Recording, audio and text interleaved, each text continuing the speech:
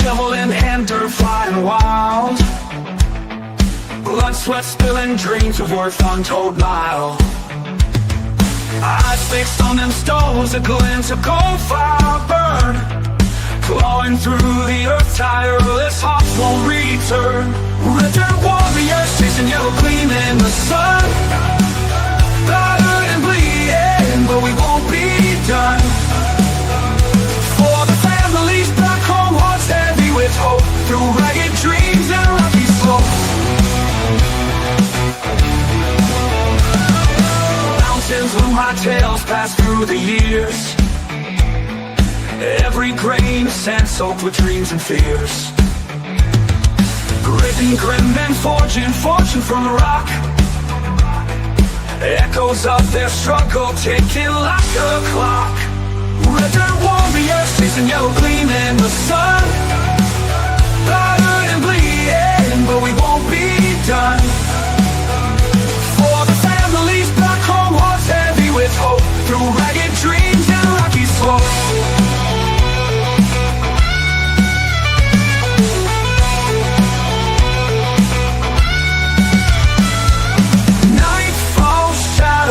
Whisper in the cold. Weary hearts still hunt for that elusive cold. Prayer sent skyward under the star. Red dirt nation driving, digging far. Red dirt warriors chasing yellow gleam in the sun. Battered and bleeding, but we won't be done. For the families back home, hearts heavy with hope. Through ragged dreams and rocky slopes. Red dirt warriors chasing yellow gleam in the sun. Battered and bleeding, but we won't be done. There you go. How's it going, everybody? Hey, everybody. Good evening, everyone. Prospector here, Reg, Prospecting 406, Prairie Prospecting. We have a returning guest. Look at that, Brian. How's it going, Brian? How's it going? American Gold Prospector. We got tons of people in the house already. We got 30 guests already. That's wicked. We got Aqua, Dorothy, Anna, Empty Pan, Georgianne. Oh, yeah. Ed, Flash in Your Pan. How's it going, man? Big movie fan. AGP. We know that's Brian. All kinds of people. We got some lurkers. Thanks for stopping by, Red Dirt Nation. Our guest of tonight is gonna be here. He's just setting up his computer, getting the lighting all right. He wants to show off his face. So Wants to make sure his camera is perfect for the show. that's right. Combing his three hairs. Combing his 3 hairs. There you go. Oh, funny. No, he's coming in. Yeah, he's setting up his computer and he's trying to get lighting and stuff. I just talked to him, so should be here shortly. There you go. If anyone who doesn't know, we are going to be talking with this guy, Vernon, tonight. So we're just waiting for him to get his computer set up. But we might as well talk what was coming up on Red Dirt Nation. Friday, we've got a special live benefit happening for Autism Mary. Live April 4th, 5:30 Mountain Time, 7:30 Eastern. We are already up to 30 donations, which is awesome. So I appreciate all the donators. We've got stuff from paintings from someone who has paintings with 2 U.S. sitting presidents and has the submission into the Smithsonian Art Gallery. So he's a very well-accomplished painter. We've got jewelry, we've got pay dirts, we've got custom pens, custom coasters, all kinds of stuff. So it's going to be awesome. Yeah. So that's this Friday. Oh, we got coins too. Lots of coins. Don't forget the coins. Can't forget There she those. is right there. Coins matter. Mary's in chat already. There you go. Cuevas is here. How's it going, Carlos? Hung out with Carlos on Saturday. Was it Saturday? you hung out? Saturday, yep. Yeah. Mr. Lodak, how's it going? The world's Yeah. greatest moderator, Mr. Lodak. Yeah, eh? He is everywhere. That guy. What's That the he best? is. Kermudge in Alaska, how's it going? Thanks for stopping by. Almost pumped Nick, myself you with got that lure. some wicked rocks in the mail, hey? Oh yeah. Travis over there at 406 Findings sent me a pretty cool box of rocks. Start with the favorite for everybody to see. I know it's the envy of a couple people. So he makes fishing lures out of rocks. So he cabs them and then throws a treb on there and you're good to go. This one, I think it's turquoise. You can see I don't know if you can see little bits of silver. Let's make you big real quick. Look close. You want me to make you It's big? silver. I got it. I did it, but it didn't work. Look at that. So Oh, yeah. get them to flash. There you go. You can see one of them Great. flashing right there. Yeah. Pretty cool. All through the little black lines. It's pretty awesome. What's Wow. that? Oh, Boot Joe Locke. Yeah, this guy. He says it. He knows. Boot. He's seen his stuff. He also sent me a whole bunch of what's supposed to be UV reactive stuff. I don't have. Oh, you have some water. Sweet. Don't have to lick rocks. I don't have to lick rocks. There you go. uh, Winning. There you go. Look at that Yeah, beautiful rock, eh? these are all Montana rocks that he's sending me here. You can Wow. only get them here. 406 Findings. If you're here, I want a lure. Dude, my buddy who's a big fishing guy really wants one too. I love fishing and I want one so bad. Wow, that's beautiful. Man. I'm upset. I was cleaning my rocks the other day, yesterday, and I can say I am addicted to agates. They're awesome. I'm addicted. Like, it is horrible. Not horrible, but yeah, you hear me. Mega Dog, how's it going? Adam Wise. Hey, Mega Dog. Welcome, Dino, Mega Dog. Did you get your package there, Mega Dog?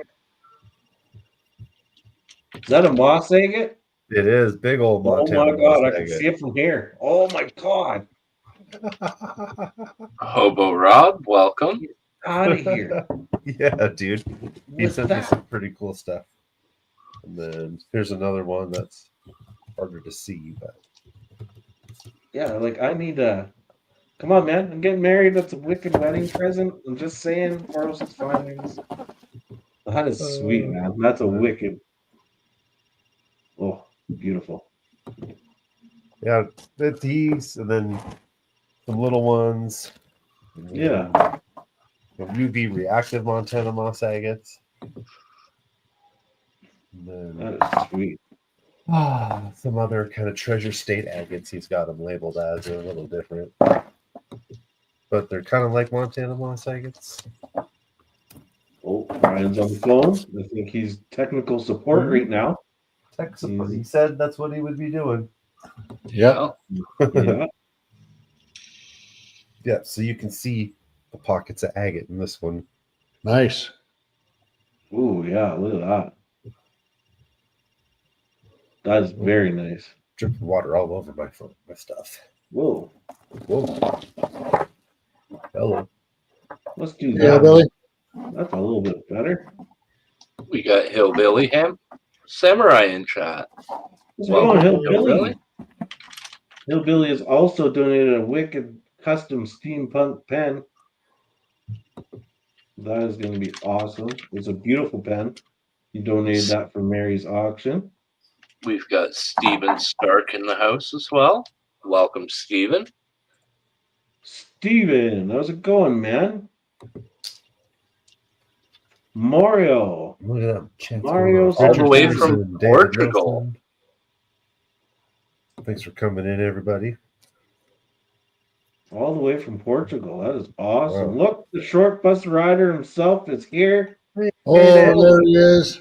Stacy, Hey, Stace. What's up? Good to see you, man. Mandy's Last Candy. Welcome, Mandy. How's it going, Mandy? Some rock candy. Right, buddy? Anyways. What's going on? Just showing off the rocks while we're waiting. Nothing Sorry, much, I'm making Stacy. noise. Are you? Say hello to the chat world, Stacy. Everybody's here to come on, give us a good hello. Hello. I thought I saw a putty tap. Jeffrey Button, welcome. I don't want to hear it. I know, and I'm not I going to give know. you crap. This No the more, short at bus least. rider went to the dentist today, and he's not feeling too great, but that's okay. That's okay. Well, I am, but I'm not. We'll You just are, put but it you're that not. way. That's fair. Yeah. When he went into the dentist, they pulled out his tooth. This is what they said. What the shit biscuit? And you're sure that's all they Spiders! took, right? Just your teeth? That's all they took? Huh? They only took your teeth? Yeah. And part of my brain. Oh, that wears off after a while. Got the frontal lobotomy or the bottle in front of me. I'm not sure which. So we've got 45 awesome people in the house. Just an update. Mr. Brian was on last week. He is Vernon's technical support right now. Uh-oh. Vernon is uploading his computer and lighting, I think. I'm not sure. But we're trying to get him on. Well, Brian is. Good evening, Talca. How's it going, Telka? We're getting people all over. How's the it world. going? Chile. Thanks for We coming got all the Chile, way. Portugal. I believe there's someone in here from over in Africa. So No. that's awesome. Wow. Well, that's the thing. Our community is far and wide. We are global, and it is such an amazing community. Yeah, and we're grateful to have you guys come here and join us for these interviews that we're doing with these Gold Rush stars. And we're going to be pausing at the end of April for the mining season here in North America. And then in the fall and winter, we're going to revisit these guys again and see how their season was, what they're up to, and what they got planned maybe for next year. So, and then we're going to have some other guests whose maybe their mining season is done because North America, the seasons are different in other parts of the world. So Right. we're hoping we're going to go international is what we're hoping. In a couple of ways. In a couple ways. Yeah, exactly. Chris Saucer, how's it going? It's a very small community, but it's big at the same time. That's what we love about it, Georgianne, how's it going? Hey, Flash. Flash and Georgianne and sorry guys, Hey, Mama Bird. You're good, man. Thanks for coming in. Mama Bird, how's it going? Good evening, Mama Bird. I didn't see it. Did make a dog say if he received my Empty Pan says Bert needs an IT guy. That's Brian. That's how he's on the phone. go Brian. Go Brian. Type in chat, go Brian.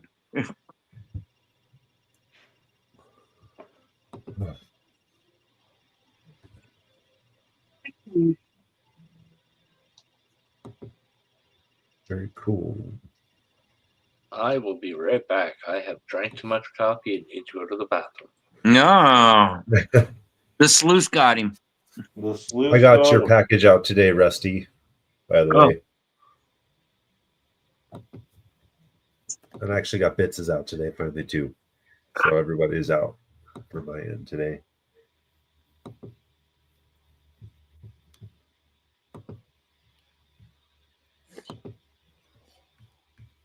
Yeah, 43 people combined watching right now. It's incredible. Oh, nice. Excuse me. Wow. Getting bigger and bigger. Yeah. Now, just get Vernon in here. It'll be great. English translation of names. Yeah. All right, we're getting Hold there. on, Steven Stark. Got the link. Yay. He found the link. I sent it to his Facebook. Oh, Joe's in the back. Let me get him up. Joe's here. Oh Yep. my God! Look, the old timer himself. He Hey made it. guys, how you doing? Hey, Joe. Good, how are you? Hello, mister. Hey, listen, I just stopping in. I don't feel too good tonight. I'm gonna Ooh. sit and chat, make some room up on the panel. Okay, sounds good, Joe. I got some stomach issues going on over here, so Ooh. Okay. you know, Well, I take don't care, wanna be- buddy. I don't want to be farting on screen. You know. Fair enough. Don't Hope you want to feel push better, it hard Joe. an inch too long either. Never trust them at your age. Yeah, I hear you. At your age too, Stacy. That's right. That's what I heard. That's what I've been hearing. All right. Sucks getting old, huh? We love you, Stacy. It's all good. I keep getting told I'm young. Well, Yeah, Joe, make sure you feel better, man. I hope just get some rest. Oh, yeah. Is Vernon on his way up or what? Yeah, Vernon's coming. He's We're working on it. Yeah, we're working on it. So we tried his laptop, but it says browser StreamYard not supported in his browser or something, so he's having trouble. So now Ooh. we're trying to work on his phone, but we're trying to get the link to his phone, and he's getting there. All right. That's All right. great. He's getting there. He's trying his You've phone got right this. now. So Okay. I'm gonna see if you guys don't mind. I'm gonna see if I can hang out and say hello. yeah, he but should be. I'm gonna- It says he's entering. Oh, all right. He's entering. Cool. Okay. We have 46 people in chat. David Nelson's here now. How's it going, David? Boot. I hope I'm saying that right. Mario. What did Mario say? I missed it too. He says he can see all you guys in the back room. Do you see him? I don't see him yet. Nope. He's gonna have to hit enter studio. Okay, hit enter. Hit enter. Enter StreamYard. Or enter studio. Enter studio. We'll get him through this. We've done this kind of walkthrough with Joe before, so we can do it with Vernon. Love you, Joe.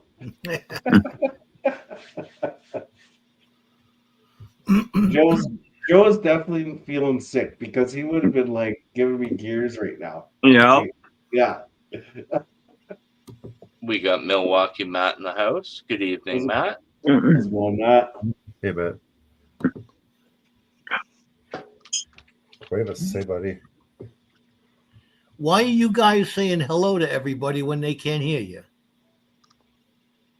What do you mean? We're on. Yeah. We're on. We're live. They can We're on hear us. live? Yeah. You're live. Yeah, we're live. Oh, I didn't know we were live already. Oh Oh, yeah.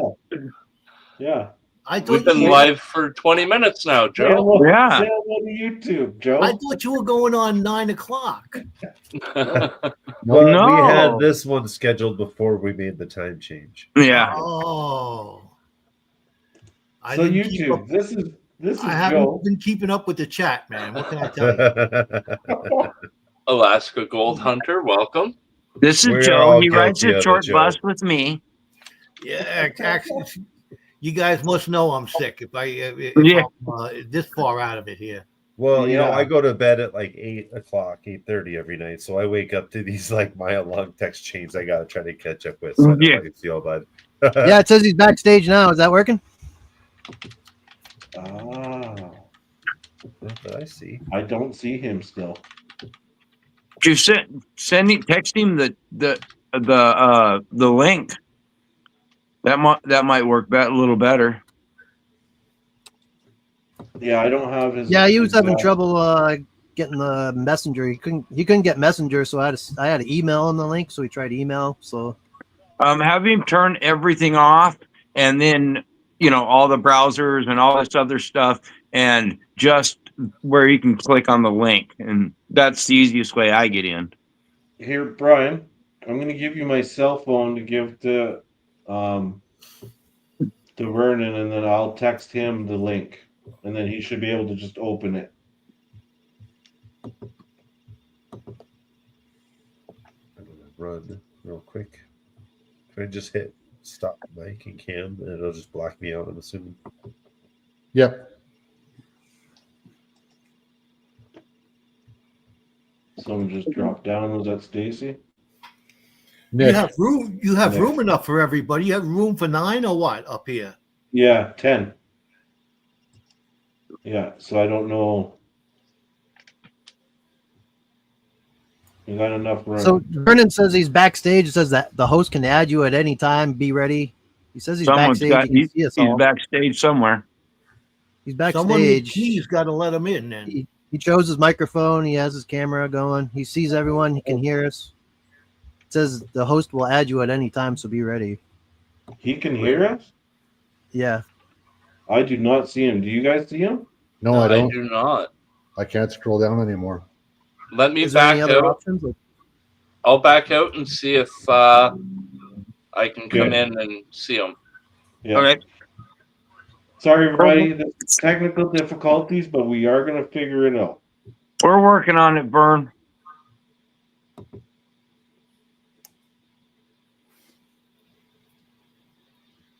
I'm just going to see if I sent him the wrong one, if he's in the other one. Yeah. Well, if he can see us and hear us. Right? No, he's not in that one. Yeah. yeah, he Rich is backed there. out and then re-entered, and it says the host. Only the host can see you right now, so be ready. No, I do not see him. I also see Nick says device not connected. Yeah. Nick stepped down for a minute. Yeah. So you can like see everyone and. Okay. Is there a thing that says choose your camera or choose your microphone or anything?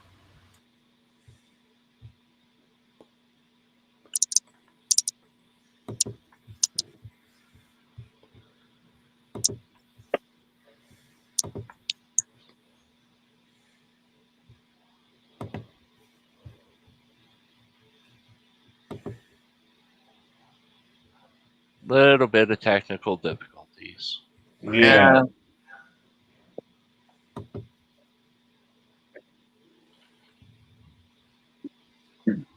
Yeah, expected sometimes. Doing these live streams between people Oh yeah.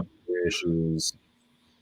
Not every device takes every single. Right. It's a pain.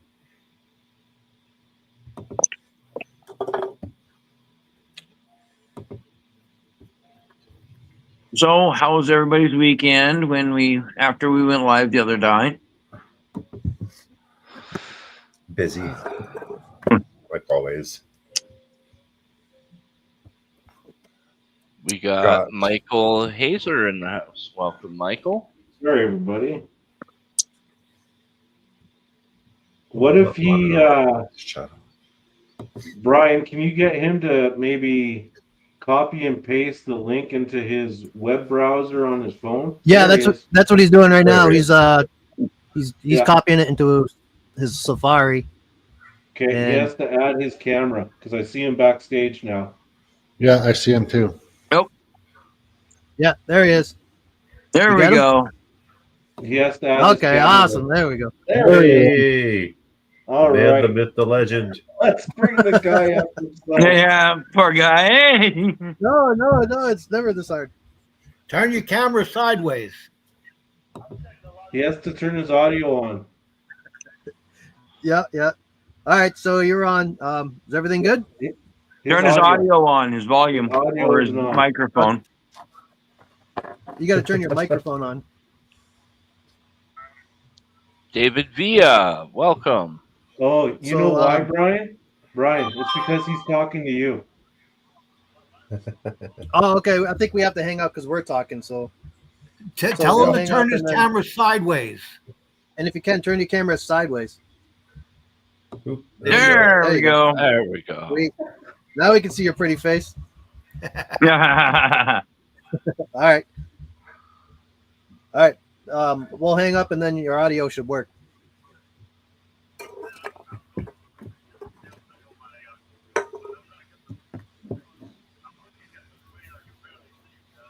Yeah. I don't think they can't hear you because we're talking. So we'll hang up and then we should be able to hear you. Yeah. All right. Later. All right. Hopefully that'll work. Hopefully. How's it going? No. No. No. Brandon, we can't hear you. Technology. Like fucking phone. Yeah. Fucking technology. Goddamn phone. So he's got to Go into StreamYard settings, select your microphone. yeah, Vernon, if you can hear us, you got to go to settings on StreamYard here. There should be a thing that says settings. Click on that and go to audio. And then just choose your microphone right in the box there. He hates it. Yeah. Who doesn't? It's No. not working. Now you're muted. Unmute. You got to unmute. Did we unmute him? No. Okay, now you're unmuted. Now go to settings. That little gear So- icon, settings. You gotta go to the more button. More button first. You see More this? buttons. Oh, it's on You phone. see these three little dots right here? It's gonna say more.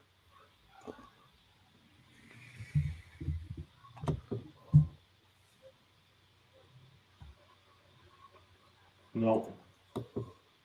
Maybe give him a call there, Brian. Yeah. Yep. Sorry, everybody. Technical difficulties. It Yeah. happens. It happens when you're live. We're working on it. We'll figure it out.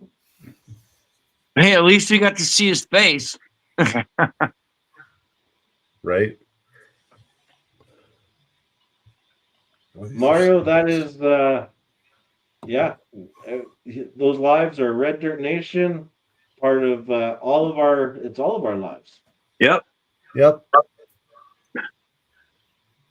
Yeah, we stream on 4 channels to try to get it out there for everybody to see and just to make it a little easier to find. How's it going, Careless Whispers? Careless Whispers donated. Oh, Vernon's back. If you want that, you can have it. That's fine with me. Okay. Brian's walking them through to where to add. There you go.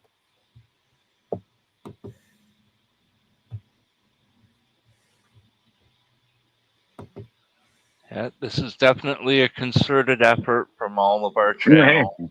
You know, something amazing to bring to the community and bring the community together. Yep. Shaking the tree, boss. Shaking the tree.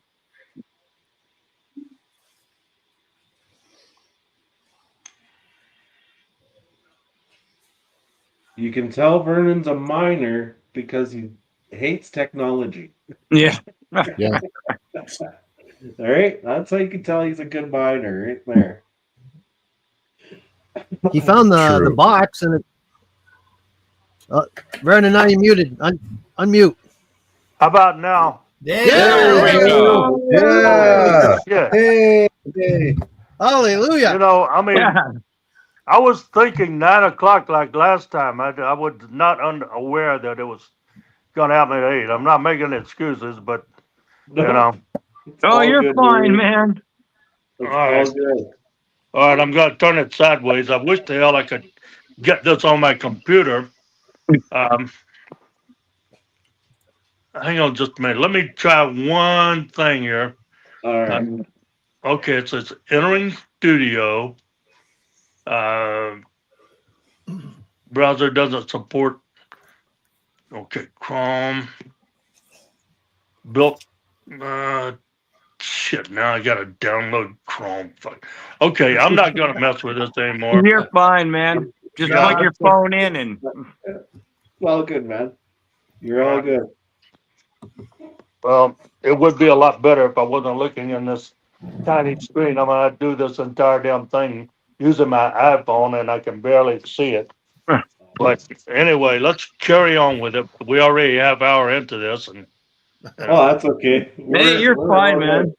We're all good. Thanks for coming up, Vernon. It's nice to meet Thank you. yeah, Absolutely. same here. Same here.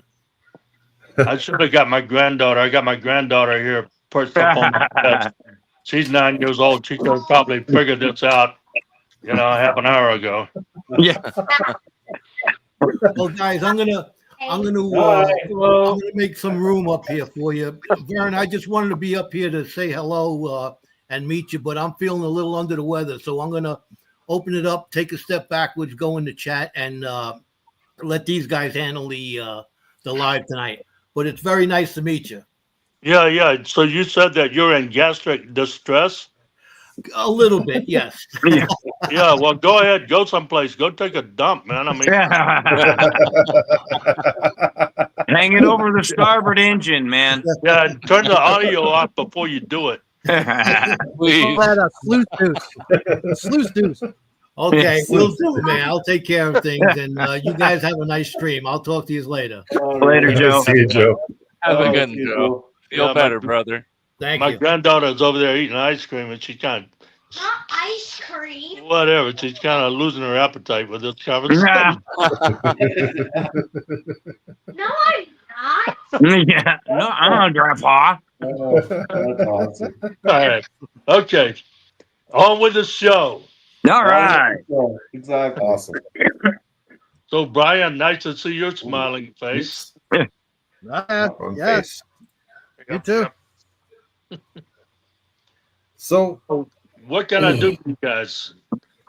no, we just wanted to have a little chat with you, ask you a few questions, give people some insights maybe, and give your opinions on what people might want to know. All right. We Okay. like to open it up to people in the crowd too, so I'll randomly get questions from them. Mm-hmm. Sure. So My have you first- started your mining season yet? Which mining season you talking about? This year's. The winter season up there, and we did not go up this winter because there was very poor ice. It was warm. I mean, this is the warmest, might be the warmest winter in history. So Wow. one winter I've seen since I've been up here about 35 years. And then it melted, and then it snowed, and then it melted, and then it snowed, and then it melted. Yeah. All spring. All right. Thanks for that input. Thank you for that. We got the weather lady on. Yes. I might have to run her out of here pretty soon. She won't keep wanting to steal the show. That's awesome. But Yeah, anyway, I don't know if you know, but the ice on 56 blew out. It was out for a month or two, and then I think it blew back in, but the ice was gone. It was gone. There was no I ice. know on it was 56. in and out. It was in and out, and I've been up there. I got a pretty good sense of the ice, and everything was telling me don't do it, and I'm darn glad I didn't because I got to spend some time at home for the first time in God knows how long, and I've enjoyed it thoroughly. I got my granddaughters coming over just about every day, and they're keeping me entertained, and I don't know. Life's been good. I might not ever go back up there in the wintertime. But then again, I maybe, considering the price of gold, yeah, I probably will. Yeah. It's hard to resist that call at that price right now. That's Right. I mean, like Thursday and Friday of last week, I woke up at 30.70. The next day, Friday, it was 30.80. Today is 31, whatever the hell it is, 31.30, something like that. Yep. It's I'm sticking by my prediction that I made here a while back that it'll be $5,000 an ounce for the end of the year. And the way it's climbing right now, I'm sticking by it. I'm thinking 5K by the end of the year. Wow. Intend to be a gold miner, that's for sure. Yeah, well, I mean, sometimes I think maybe I made the right career choice, like, even though this is my second or third career, but maybe it'll all pay off before it's over with. Are you still a commercial captain? No, I retired from piloting ships up here in South Central Alaska. I think it was in 2022. I was piloting up here for like 30 something years.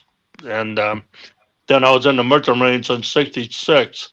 So I think I was in a given must have been 56 years I went to sea in one capacity or another. I started as an ordinary seaman on this old rust bucket ship called the Wild Ranger. And that's why I named everything the Wild Ranger. All my dredges, Wild Ranger this, Wild Ranger that. My sailboat's the Wild Ranger. And yeah, I retired from piloting ships in 2022, and now I'm just back to having two jobs: gold mining and doing this TV thing. Oh yeah, nice. How many Yeah. years have you been on Bering Sea Gold? The first season they filmed in 2011, which was the first year I was actually in production. I went in 2010 and bought a dredge, but didn't get into operation until 2011. I brought up the Wild Ranger and but that didn't air until 2012, I think it was. And then come 2012, the price of gold shot way the hell up. I think it got up to 1900 for just one day that year, and then it dropped back down. But it started a gold rush up in Nome. I mean, there were just literally hundreds of people came up thinking they were going to cut a fat hog in the ass with the price of gold and easy pickings on the beach. And they all came up. And then by August of 2012, a lot of them were camping out by Dredge 6. Steve Rydell opened up a campground out there on a little piece he had leased. And uh, he was going to do this communal thing where they were going to do a communal cooking and just do this big kumbaya thing every day and have big group hugs and frolic in the bushes when the sun went down and all this shit. But by August, reality had set in, and they were figuring out it wasn't going to be all that easy pickings they thought it was going to be. And the plates cleared out. They left a big shit house mess, trash all over the place. Tents. A lot of people just begged, borrowed, or stole enough to get on a plane and left their tent and everything in it right there in the campground. And by the end of August, you could have fired a cannon through that campground and not hit anybody. And then the dew was off the roads after that. And I haven't seen that much activity up there since 2012. The number of people has been steadily diminishing. The little guys are leaving, and it's more and more the big guys. But they're coming in. The big guys come in, and they don't know. They come in, they think they got it all figured out, and they come up there, and they're years working on their equipment, and very darn few of the big guys have actually made a profit up there. But they keep coming. It is steadily a case where the little guys are getting weeded out because of all the paperwork and all the hassles and all the regulations they have to contend with. And before it's over with, it's just going to be the big dogs up there. And it's not going to be every big dog that comes to town because most of them just don't have a clue. They're sitting down in the lower 48. They think they got it figured out. They come up there with some very high dollar equipment. And guess what? It doesn't work. Out of all of them that come up there, there's very damn few of them that are really making enough money to justify their investment. Wow. So that I have another question. When you're talking about heavy, expensive equipment, your crawler that you had, kind of like your second or third season in, it was during the ice mining season. You ever thinking about doing that crawler again? Well, yeah, I'm thinking about crawlers and everything else. I was just talking two different people about that today. I'm steadily thinking about it. Yeah. But as far as doing it, uh, crawlers right now is kind of like third on my list of options. I think you need to do it right up there. You're going to need more than one tool in your arsenal. And to really do a crawler right, you're talking several $100,000 worth of investment, which is kind of beyond my capabilities right now. I do have two crawlers up there, and time and money permitting, I will put the two together and make one that actually works. But right now, I'm concentrating more on getting my gold ship perfected. And then also, I've got a barge, a 74-foot long barge located in Naknek, which is about 700 miles from Nome. And I'm going to bring it up there and either do something along the lines of a trailing arm suction dredge, or possibly put a clamshell bucket on it with an A-frame or some sort of a swing arm extender boom type attachment. Which I was just talking to somebody today about that. He offered me the equipment, and it'd be kind of plug and play. I get my barge up there and put his equipment on it, and then I'm up and running. So I got a couple of different possibilities, but I am convinced, and have been for many years, that I've got to get out of the diver operated suction dredge arena. There's only so much you're going to make with it, and then plus on top of that, you got to deal with divers.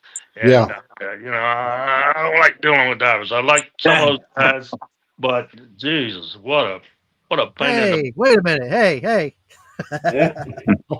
Yeah, wait a minute. No. I mean that's what the show is all. The show loves it because of the drama. But believe me, I mean, there's plenty of drama, and we don't cook it up. It just happens organically. Right. There was it's good for the show, but it's not good for my nerves. Yeah. You guys There was drive me crazy. a question asked. You ever think about maybe going inland? Never. Never. Okay. Well, I'm a sailor. I don't care about inland. That's for the landworms. I'll leave that to lesser human beings. No offense. No offense. Hey, none taken. No, I don't care about inland. That'd be a whole different learning curve. I'm sure there's gold there, but I don't have time to figure that out. I mean, I barely got a handle on what I'm doing out there on the ocean. You know, if I go and try to figure that out, it's like I don't have that many years left. I'm 79 here in a couple of months. Oh, wow. Wow, really? Yeah, I'll be dead before I get that figured out. Might be dead before I get this other thing figured out. Kind of like that, I you don't have know, to worry that word, about it anymore. that word boat bust out another 1,000, you know. Yeah. What's your plans for the and short talking about bus? divers, I mean, you know, Brian used to dive for me. Yeah. That guy damn near caused me to have a heart attack. I mean, we pulled him out of the water that one day, and he was squirting blood out of every orifice north of his shoulder. It's like, what the hell, Brian? He's no, I'm okay. I'm okay. I'm going back down. Well, no, you're not. You're going to the hospital. They showed me pictures. They took pictures of the inside of his eardrum. It looked like somebody cramped some hamburger meat down his ear canal. Oh. Anyway, so yeah, and that was only one of the events up there that damn near drove me crazy. But so anyway, next question. What about the short bus? What's your plans with the short bus? I sold that platform to Larry. I kept all the gear that was on it. But I sold the platform to Larry because, hang on, Penny, stop it. You're making noise. Everybody in the world. We're on TV here. People on the other side of the planet, people in Mongolia are hearing you over there on the exercise bike. All right. But no, I sold that to Larry, but I did keep all the gear that was on it, and my intention was to put all that on that barge I was telling you about, and then it was either one or the other. I couldn't justify having both those platforms, and I'd rather have the barge as a platform than the 55-foot catamaran platform that school bus dredge is floating on. Yeah. So anyway, that's why I sold it. I did keep the crawler off of it, and the All right, engines, cool. pumps, and HPUs, and everything else. Yeah, I wanted to run that crawler. Well, it might not be before it's over with. Like I said, my fervent hope is I'll be able to get that barge up there this year and either outfit it as a trailing arm suction dredge or a clamshell, and alternatively, maybe put the crawler. It's got the rig I'm thinking about buying has a nice A-frame that would be ideal for doing a crawler. But in the interest What was of the keeping nozzle it size? simple and less expensive, I'm Nope. gonna probably do one of these other um, operations first. How big was that crawler? Wasn't it 18-inch nozzle? It's 18. Yeah, that's big. Holy. And I tell you, it'll dig a hole. You could set that nozzle on the bottom and hit the button, and it'll dig a hole 6 feet deep in about probably a minute. Wow. That's wild. Holy.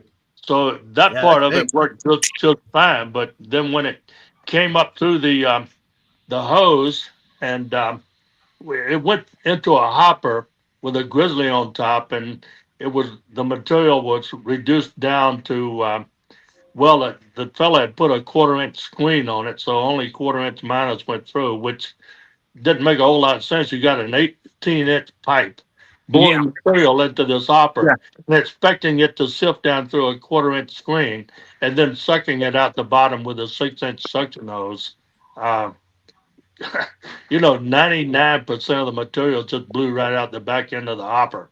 Oh yeah. Ooh. But there's ways of fixing things like that, and once I get myself fully combobulated here, I'll probably tackle that project. I haven't given up on crawlers, but right now I think there's an easier and quicker way of doing it. This friend of mine built a rig that's got a 16-inch diameter pipe that's about 60 feet long. He built a jet for it and a crash box and an array of sluice boxes, driving it with a 500 horse diesel engine with a 10 by 8 inch Cornell high pressure pump. And he was doing very nicely last summer. And so I'm talking to him about duplicating his equipment and putting it on that barge. Then Nice. I'm also talking to somebody else about a clamshell bucket with an A-frame davit that I can put on it. So right now it's getting decision time. The season is upon us. Right. Right. I'm gonna have to make a decision which way I'm gonna go with that barge. They're coming up pretty quick. And the other thing is I've still got some work to do on the gold ship. I'm putting a couple of new 225 horse Honda outboards on it, putting new screens on the sluice box, putting new, I just ordered 2 winches from Australia, and they should be there in a week or two. And we'll put those new anchor winches on it. And so that way, when I anchor the damn thing, it'll stay where I put it. That's been my main problem with the Blown gold anchor. ship is, it's got a lot of freeboard, a lot of sail area, and we get out there in the weather, and next thing you know, you be on the gold, and next thing you know, you're dragging, and it pulls you off the gold, and there's nothing more frustrating than that. Let me tell you. Yeah. But by the time I get through with this damn thing, when I put the anchors down, it's gonna stay where I put it. That Sounds gold like ship- it. Yeah, that gold ship's been like a game changer for you, hey? Like that's a very nice ship. Absolutely. Well, we like it. I mean, for the obvious reasons, we can go out there and stay when nobody else can. Yeah. And the sluice box, the one I had built by King, has been working extremely well. I've been able to catch the fine gold with it. I'm thinking just by that new sluice box alone, my gold take has increased by, I'm thinking by a third, really. Oh, wow. Yeah, I mean, that new box. That straight new up. box Quite is the way increase. better. Straight up. The normal King sluice with its screening and riffles and everything like they use on the rivers where the course is gold, just doesn't work well up there because all the gold, I mean, it's like powdered sugar, some of it is. Oh And yeah. I was not catching that before. Now I'm catching it.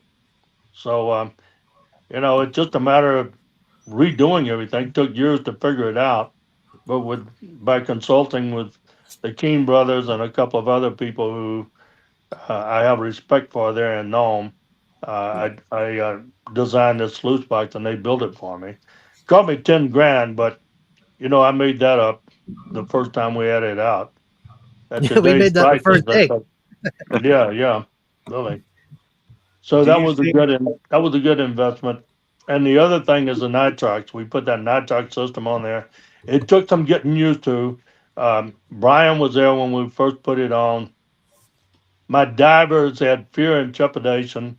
We hired somebody to come up and give us a class on the proper operation and safe procedures for using that nitrox system. But my divers were a bit leery of it, as was I.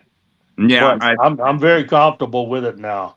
I mean, all the hell it does is it strips some of the nitrogen out of the air. The Right. air you breathe, it's 20 now. I call it 21% O2, and most of the rest of it, 79%, is nitrogen. There's a little CO2 and some other crap thrown in there, but Right.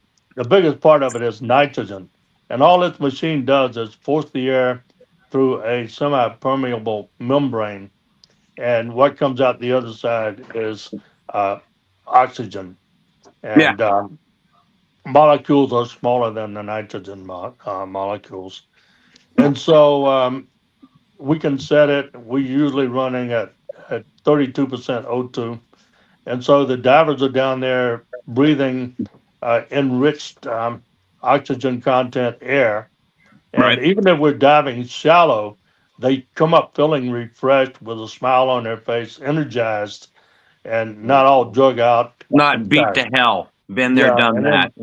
and then so when we're out So there in the deeper water, there at the end this last season, my divers were going down for 4.5 hours, 5 hours sometime, and then bottom line, to be within the parameters of safety, you just got to take the time to gas off when you get on the surface.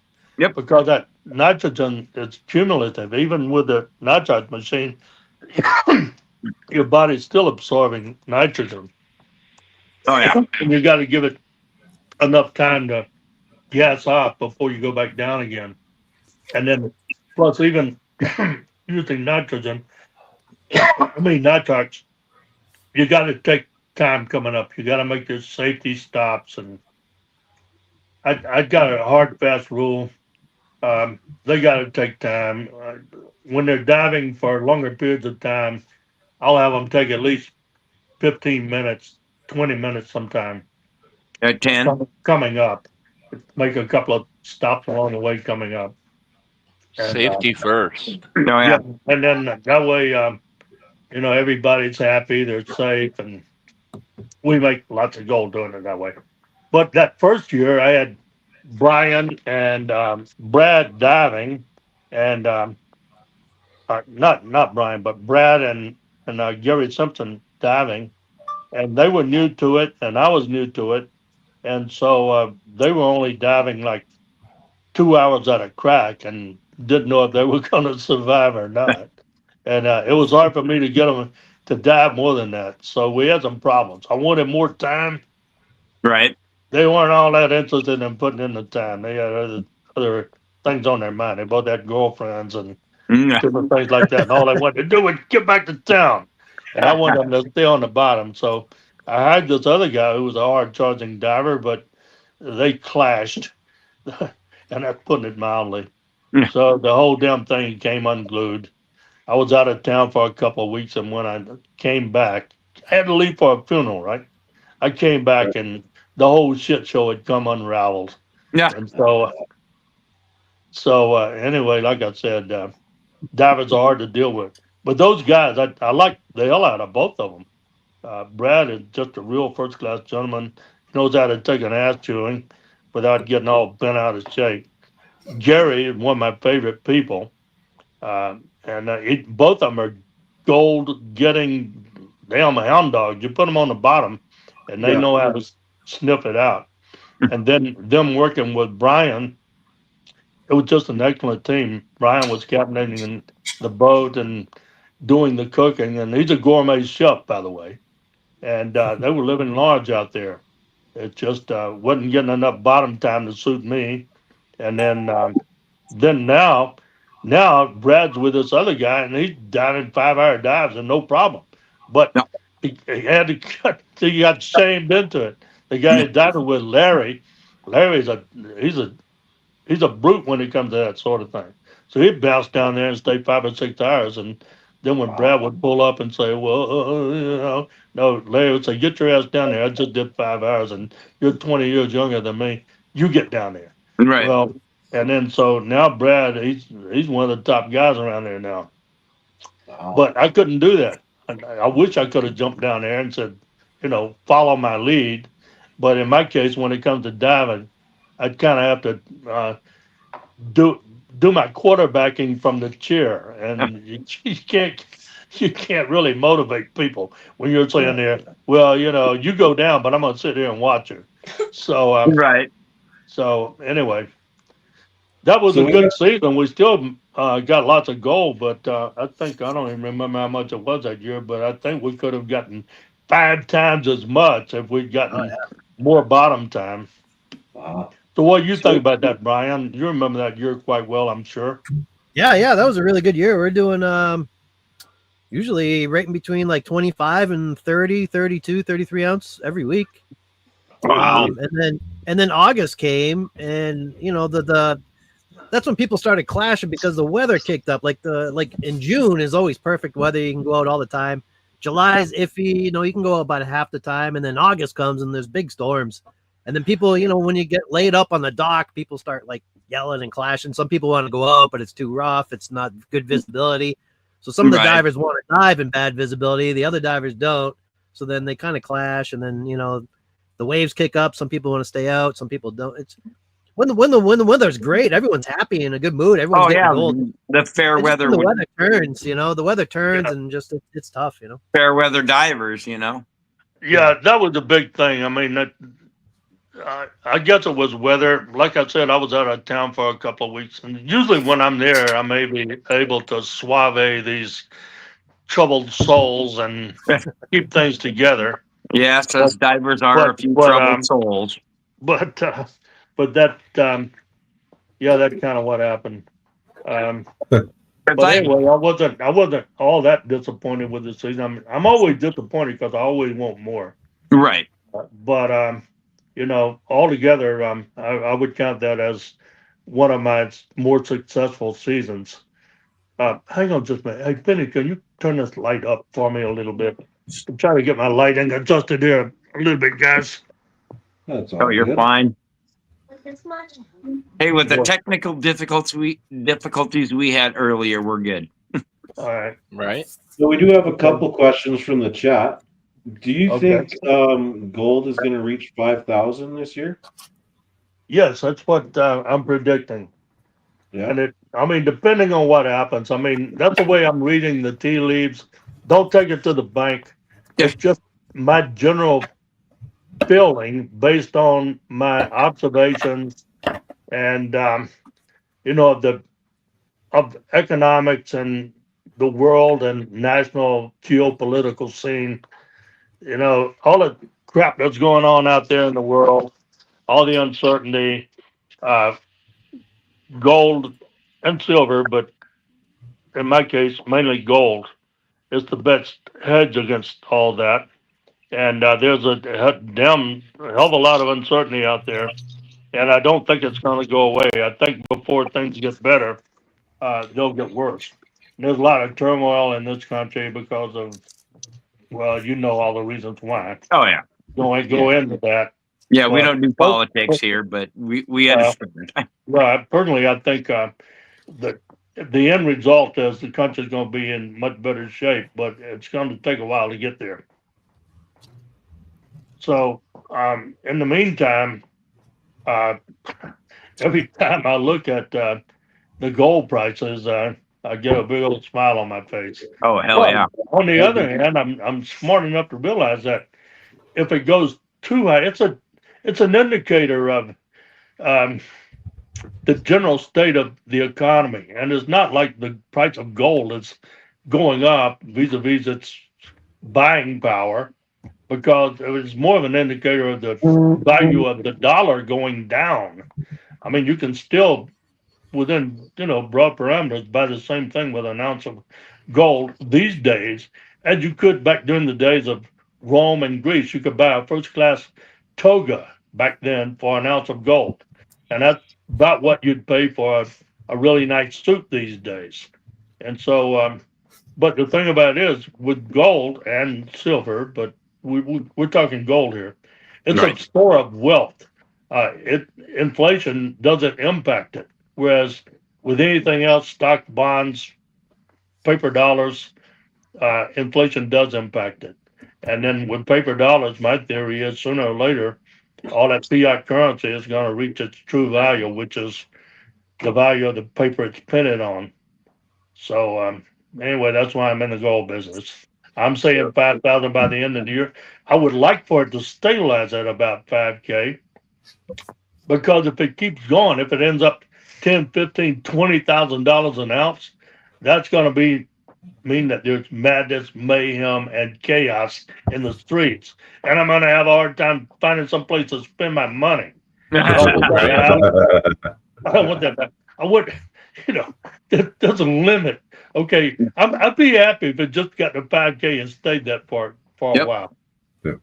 So Chris Saucier in the chat wants to know if where do you find 16-inch dread parts, or do you have to make them homemade? This would you'd have to build them. This friend of mine who is a certified engineer, a really smart guy, not some shade tree engineer, but a real engineer. He built his rig, and he's offered to build me, essentially duplicate his equipment for me if I decide to go with that trailing arm suction dredge type concept, other than the clamshell, the hydraulic clamshell that I'm also considering. But I got to make up my mind here pretty quick, because the fellow who would build this equipment, he's only got another couple of weeks. He's just finishing up a new jet eductor that he's building for himself, and he could get on my project, but then right after that, he's got to go to Nome and start putting his stuff together. So I've been kind of a time crunch in regards to which way I'm going to go. I got to make up my feeble mind here pretty quick. Yeah. So Did you check out that dredge that was up in Nome new this year? That black one, I think it was like Michelle or something like that. That was a clam digger Right, too. that's the one I'm talking about. He's telling me that. That was your buddy. Sell me all that gear on the front end of that. He said it's plug and play. Okay. He can unbolt it and put it on my barge. He said his crew could move it from his rig to my rig in 5 days, and I'd be set up with a white plant, an A-frame, a clamshell hydraulically operated 2-yard bucket, and he says he's also got a 3-yard bucket if I want it. And I'd be functional. How'd those guys So- do? Do you know? Because I saw them at the dock a lot last summer. They didn't really go out too much, if at all. I don't even remember. Did they do good? Or They didn't. I mean, they had some problems. Like I said, these big boys that come in, just because they're, they spent 5 years building their rig, and then they come to Nome with it, and they didn't do well last summer. But they're not giving up. They have been successful in other areas. They've done a lot of mining down in Mexico and different places, and Paul and his old man, his name is Paul, and so is his son. Like, it's Paul, and Paul. They're great fabricators, and they're putting this equipment together. And I predict that sooner or later they're going to hit.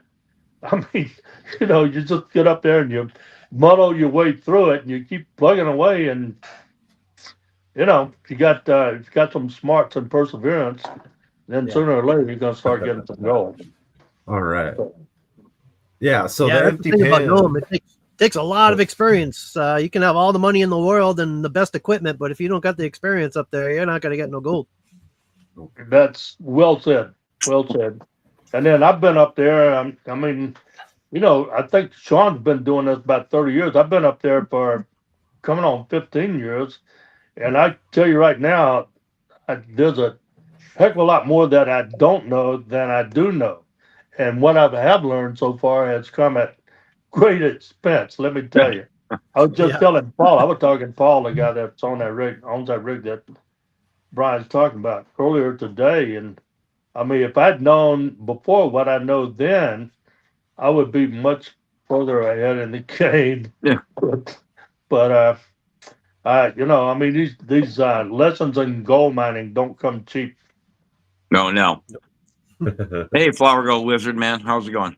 So, Brian, and even I was kind of wondering, is Gold Cube really the best way to do gold cleanups up there in Nome? Or is there something else that you guys use too? Just about everyone uses Gold Cube. The Gold Cube kicks ass. I mean, we can put 30 ounces of gold in the Gold Cube and it's within the first 2 or 3 trays. The fourth tray has nothing. So, I mean, it catches everything. And I even ran the cons after a 33 ounce cleanup. And I only got like a gram of gold in the whole second run. So the Gold Cubes works pretty good to get the bulk of the stuff out, but then you're still left, with black sand and you got to clean that up. Vernon has that little mini Keen sluice, the Miracle. I forget what it's called. That thing works pretty good too for that only works like you got to classify after you do the Gold Cube. You got to classify and minus 50 work really good on that little Keen Miracle cleanup sluice thing. Other than that, it's just hand pan after. Some of the other guys they got the wheel, like Sean Pomeranke's got the big mega wheel, but he's doing huge cleanups like out of the Myrtle Irene or his inland. So he has buckets and buckets and buckets of cons to go through. Truckloads. But that wheel too is probably like $20,000. That's pretty expensive. But pretty much in Nome, just about everyone uses the Gold Cube to clean up that I see. That's cool. We have Mike Pung coming on in a couple of weeks, so I just wanted to kind of get the big club. Yeah, Mike, you'll be a good guest. Tell you, I swear by that Gold Cube. And then we, even with the stock, what do you call it? The pads that fit inside it, the conveyor stock belt. That works great. But then these these new pads that we put in there. What do you call those, Brian? Those green ones? Was it the Dream Mat or? Yeah, Dream Mat. The Dream Mat, yeah. That worked really good. I put a sheet of Dream Mat on the top tray of my Gold Cube, which is generally the slick plate. And that Dream Mat is catching most of the gold in that very top tray. And so I'm liking the Dream Mat very well. But just a stock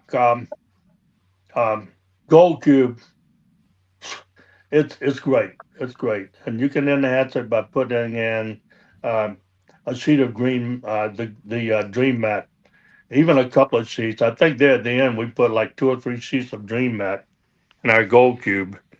But I'm here to tell you, even without the Dream Mat, that Gold Cube it saves so much time. It's incredible. But then once you do all that, you still got to pan it or use a gold wheel. Those wheels like Sean's got, the big one, that saves them a lot of time. The gold comes out clean. I was using one. Bobby Lowe used to be really good with one of those gold wheels. And I've got one in my Connex, and I think Brian and I tried to get it together, get it going a couple of times, but they can be really finicky. You gotta know what you're doing, and I don't know.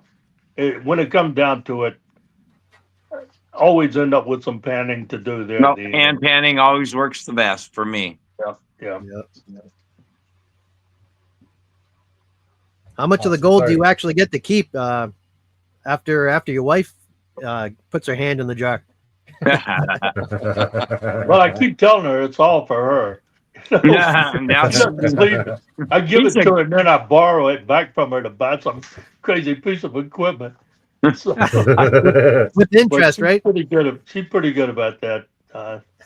Yeah, she's very supportive, and I tell you, I've met so many miners that came up there, and then their old ladies pulled the plug on them, and they couldn't do it anymore because you know the wifey poo didn't like them being gone or whatever. You know, I get sick and tired of hearing those sob stories. They get up there and damn it, do it. Tell her to stay home and wash the friggin' dishes and shut up. You know, and let them get out there and get after it and get some gold, bring out gold home, and then they're happy. You know, can't have it both ways. Man, My gotta wife do what always you gotta do yells. to earn it. You My, gotta earn a living. You know, my if you wife don't always earn a living, yells they're at gonna me leave you and says, anyway. "Dig faster! I need more. Bring me dirt. Bring me dirt. Come on, bring me more." My wife don't Yeah. question it as long as I bring Vernon's pretty wife's rocks always, home. these bills, these bills, these bills. Yeah. Bring me more. These bills. Yeah, yeah. They keep playing that every now and then. They'll play it. She saw it a couple of months ago, and she just cringes when she sees it. But she from the Philippines. I met her on a cruise ship here in 2001, I think it was, right before 9/11. She was my room stewardess on this cruise ship I was piloting, and Oh, but she's from the Philippines, and everybody in the Philippines has seen that clip. She goes over to visit us a couple of times a year, and that's the only time that she's ever been on television. But yeah. and I told her today I was going to do this thing, and she said, "Don't put me in front of the camera." Well, my granddaughter, she's going to be jumping on here. She loves the camera. But Well, My what's your wife's 10-year-old name son's for the we can same say way. hello? I'm a camera expert. yeah, well, she was on camera when she was like 5 months before she was born. Yeah. Lol. Yeah, I mean, my daughter Elaine, she showed up there and would have a talk with me. Dad, there's something I got to tell you. So we met at Airport Pizza, and we're sitting there. And she pulls out this envelope and pulls out this printout of a sonogram or whatever it is like those women do when they're having babies on or whatever it is. But anyway, so she showed me. I said, "What's this?" And she said, "That's your granddaughter." So what are you talking about? She says, "Yeah, I'm gonna have a baby." I said, "Well, you said it's a little girl. What's that thing right there?" And then she was looking at it and she said, "That's her foot." But the way the foot was positioned, That's her foot. I said, "Are you sure?" And she said, "No, it's a little girl." I said, "Okay." Well, I thought for a minute there, I saw a family resemblance. I didn't know they were gonna. I didn't think they would air it, but they did. So the first time she was on TV was about 5 months before she was born. And then again, when we came down the river on the gold ship down the Yukon, she was on it, and she was just 3 then, but she was a good little trooper, I tell you. You know, we went through some hellacious big seas out there. And then one night, the damn boat was about to turn over, and she was in the top bunk with Yvonne, and she woke up and she said, "What's Granddad doing?" And Vaughn said, "It's okay, but baby, uh, it's okay, Penny. Just go back to sleep." And she said, "Okay." She went back to sleep. I swear to God, everything in that cabin was just coming undone. There was water all over the place, and the boat was really seriously about ready to turn over. Oh, and don't forget the time you took a nap and the whole ship was turning around and I was sitting on a freaking chair that was about to fall over. Oh, you're in trouble now, Grandpa. Yeah, that was a hell of a trip. Lol. Trip of a Speaking lifetime. speaking of being in trouble, we have a comment from somebody in chat. Annie Stevens is asking, Vernon, could you do me a favor and yell at me over something prospecting so I can print a t-shirt that says I'm a gold digger and I survived the Vernon ass chewing? Okay, well, tell her to look me up on Cameo, and for a mere $25, I'll give her any kind of a first class ass chewing she so desires. Sounds good. There you go. I love it. That's good. Is that drink part of social hour on Bering Sea Gold, or No, I'm not sure what it is. It It's tastes Thai pretty. tea. What is it? Thai tea. Oh, chai tea. Okay, chai tea. chai tea? All right. There you Come go. Whatever. on, Grandpa. Better for you It than tastes Gee. pretty good. Somebody set it down here in front of me, so I'll drink it. Grandma. Oh, Grandma did. Okay. So what's the biggest piece of gold you've pulled? Not. There's no big gold up there. I think one time on the show they showed me with a piece about the size of my thumb. I'm not going to tell you too much about that episode, but bottom line, it was bullshit. I mean, the biggest thing I've ever, something maybe Carl. the size of the end of your thumb. That's not bad. You know, But but the same thing we I all mean, how find often when does we're that out on happen? the creek, right? Not very. Most everything up there is really fine gold, salt and pepper.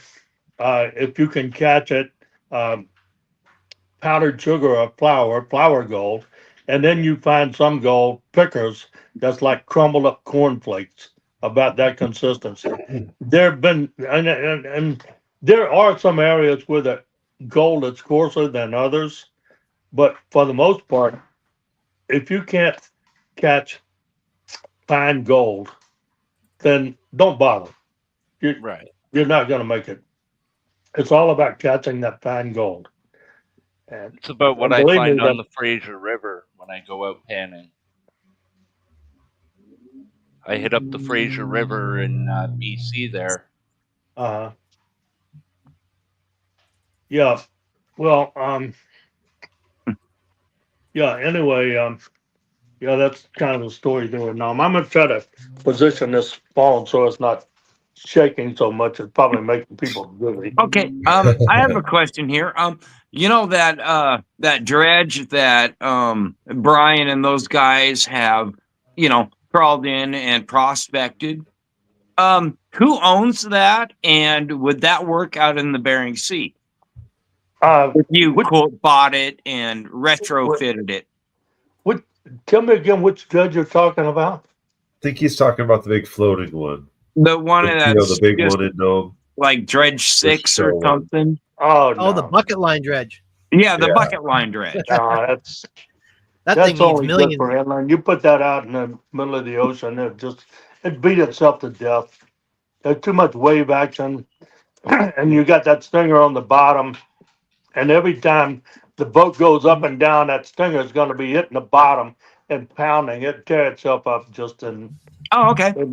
I just, I was just Yeah, wondering about that, No, it's, Hey, if I go to a present here, does that let me share screen? I never used StreamYard. I can show you a picture of the gold sizes that we got last summer. Yep. Does that Yep. let me share the screen there? Yeah, it should. I'm let me going to see. jump back into chat there and do a bit of moderating. All right. All right. Well, Thank you very much, Reg. Solo. Not a problem. I'll be back up for the after part. Hell yeah. Oh no, it says your browser has blocked your screen. I'm not No. used to StreamYard. I could set it as my background. I can show you that. So, Vernon, you're working deeper stuff now, deeper ground. Does it pay better than the shallow ground, or just because it's virgin ground? well, I mean, it's paying better for me, but I've got one fella, Kevin Briggs, who has been working my claim for a while now, 2 or 3 years at least, and he's doing really good in about 25 feet. I mean, doing better than us, and he's got an 8-inch. But then it's Kevin Briggs, and he's one of the top divers. It probably, if I had to pick top divers, I'd pick him and Joey Fullwood as being the top divers up there. And then, I mean, they're totally first-ranked divers. Kevin, he's been getting about 3/4 of an ounce an hour in 25 feet. That's good. When Wow. we first went on 56, he gave me some coordinates of some places where he had worked when the previous claim owner had that claim. The year before I bought it, there were 3 or 4 guys out there that appeared. Glenn LeBaron was out there, Kevin, I think Ian Foster, 2 or 3 other guys. They were all working a line about 150 feet apart. Up until then, that claim had not been worked very much. But Kevin very generously gave me some coordinates, and we went out there and touched down first cat out of the bag on just monster gold. It was, for us, it was great. It was over half ounce an hour. Holy And some cow. of it was ounce an hour stuff. It was just fantastic. And we dove that for 2 or 3 summers and a couple of winters. And Kevin is not in that spot, but he's in that depth, about 25 feet. Then I got Joe Fullwood, who's dredging without nitrox at about 35 feet. And last summer we were on the line. I was out at 40 feet, and then right to the north of me, in line with me, was Joey at about 35. And then on towards shore to the north was Kevin at about 25. And we were all on great gold. My team got less. Joey was, I mean, he was cleaning up. I mean, he was doing extremely well. But then, he's got a 12-inch, okay? And when it comes to things like this, bigger is better. He's probably one of the only people around Nome that can actually handle a 12-inch suction hose and nozzle. It's a lot to handle. I mean, Yeah. Oh yeah. but Joe knows how to do it. So he was doing really well, and Kevin was doing really well, and I did moderately well. But I had a new guy the first year up there. I went through a whole lot of drama and trauma with him. Y'all be seeing it here coming up in May. I think they're going to air those episodes from that season. But in the end, after putting in a season, which is what I've been saying all along, it takes about a season for a person to start getting good at it. And by the end of the season, we'd worked out some serious wrinkles and he was getting productive. Then I had another fella that came back. Actually, it was Scott Foster, who was on the show the first season.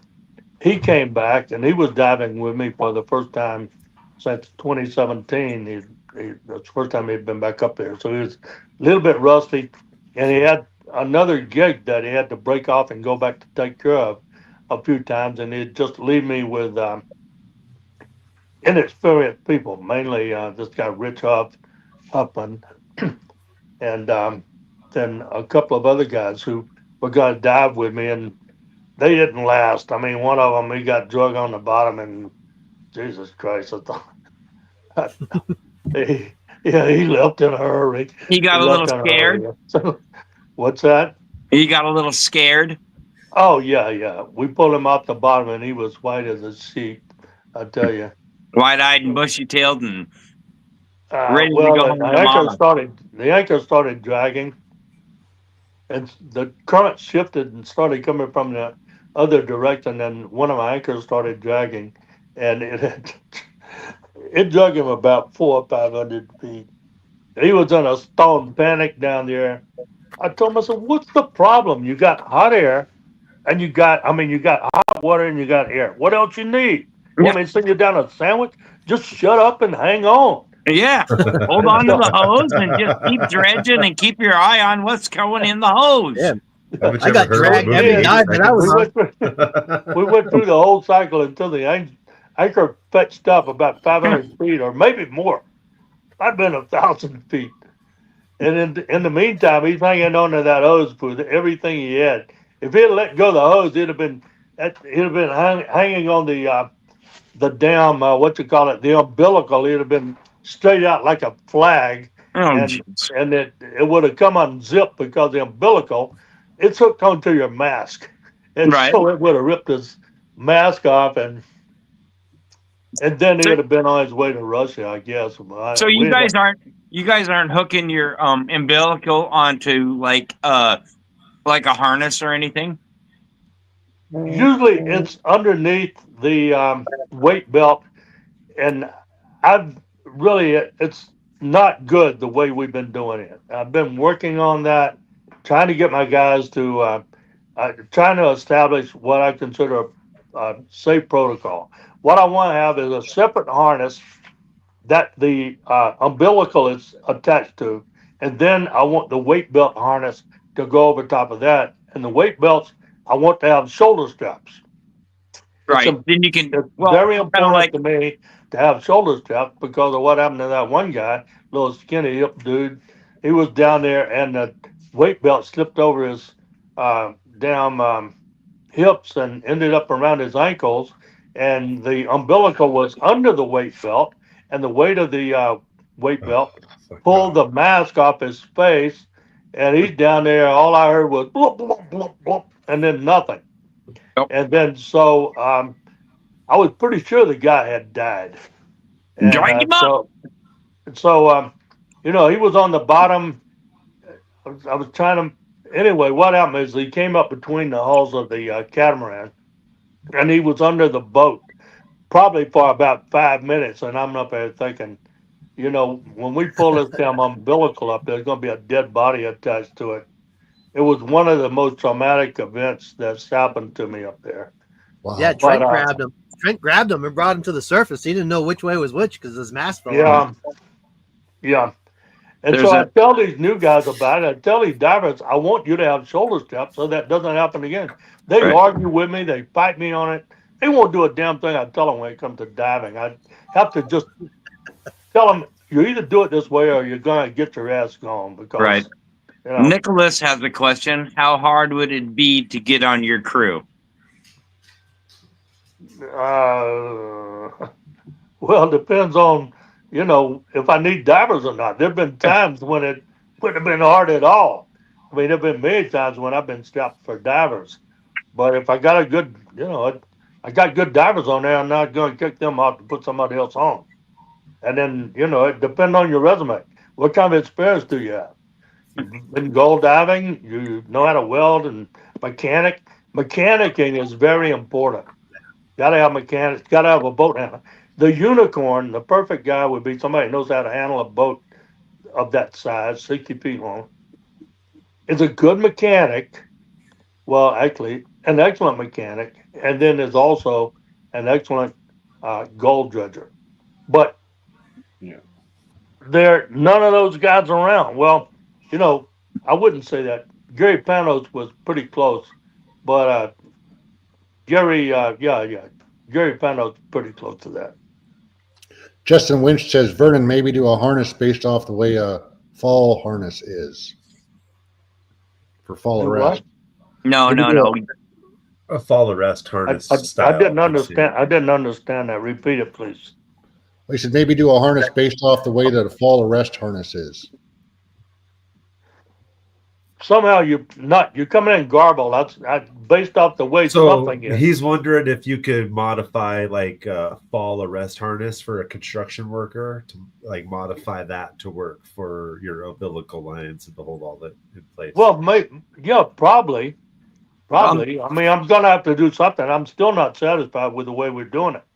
I had it set up that where it was attached to the weight harness with a quick release, with a tether hanging down. All the guy had to do to let go his weight belt was pull that quick release, and the umbilical would be released from the weight belt, and he could let go of the weight belt. But then the only thing it's coming back on the mask. Okay, if you pull on the darn umbilical, those forces transfer right to the mask. It's going to rip it off his face. So that's not sufficient. I've got to have another harness underneath the weight belt harness so that I can drop the weights, and I've still got something I can pull him in with using the umbilical. And so I will make that happen. And I have thought about, construction workers harness or. Yeah, you need to maybe go to a commercial diver harness. Like remember Hurricane Dave? Hurricane Dave showed us what he uses, and it was actually really good. I got a video on it. But he brought all of his harness stuff with him. It's like a Miller's harness. It was a really good system, believe it or not. I know he's insane, but it's just a weight belt, and you still come back to what are you going to do when you drop your weight belt, which is what a diver has to do in the summertime. You dump If your you weight get in trouble, and your harness drop the weight still belt. holds your. You dump your harness or dump your weight belt, but your umbilical is still hooked to your harness, and it's not pulling either way. Anything. It's pulling on your hip. Okay, you're saying you want breakaway weights so you can drop your weights. Yep. Well, we've used those, and matter of fact, I got a couple of them up there now where you just supposedly open up these Velcro flaps and pull the weights out, dump the weights. There's ways of doing it, and I'm pretty sure there's an ideal harness out there someplace, but I have not been able to locate it yet. I will Get a hold of- continue my search, and before The it's problem over with the with, ones that you can dump, those are they're not heavy enough. Those are like usually you need like 50 or 60 pounds of lead, right? So the ones that are in that vest, those things are only like 10 pounds on each side. So it's just not big enough for what we need. I went through like commercial dive school. So I'm an quote underwater welder. Been down 300 feet for 28 days. And if you want a really good harness, get maybe a hold of like DIT, because you have to have a harness to hook. And then your weight belt is extra. So you can dump your weight belt and then come up, and your umbilical is still attached to your hip no matter what. And then we're hooked into like a Superlight 17 or 27 or a Miller or even an EXO, like band masks or that kind of stuff. yeah, well, we don't use those. Even hookahs. We use the OTS. yeah, the Guardian. OTS, and we got to do it for a couple of reasons. I mean, any kind of hard hat diving is just not practical up there for the way we do it. I mean, I'm saying maybe it is. I've got a Kirby Morgan up there that. Oh, do you? Yeah. Yeah, that's really nice. I love that mask.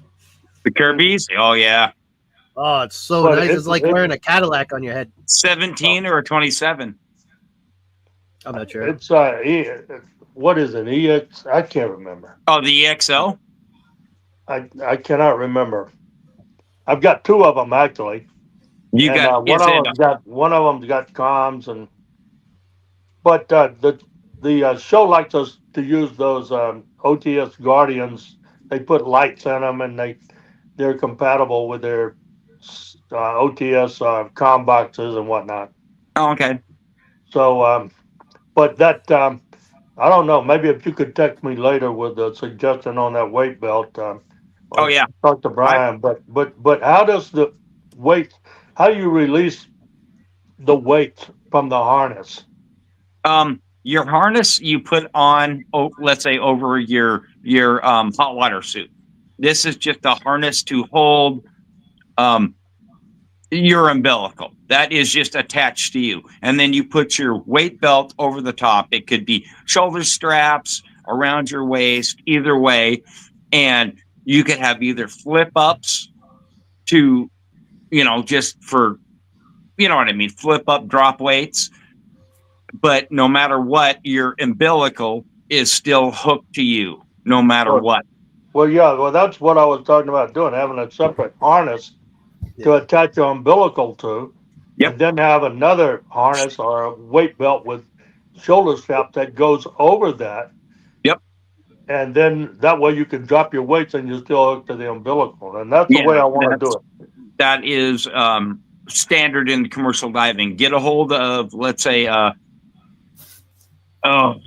DIT or one of because DIT is over in Seattle, and they could probably help you out with a bunch of those umbilical harnesses.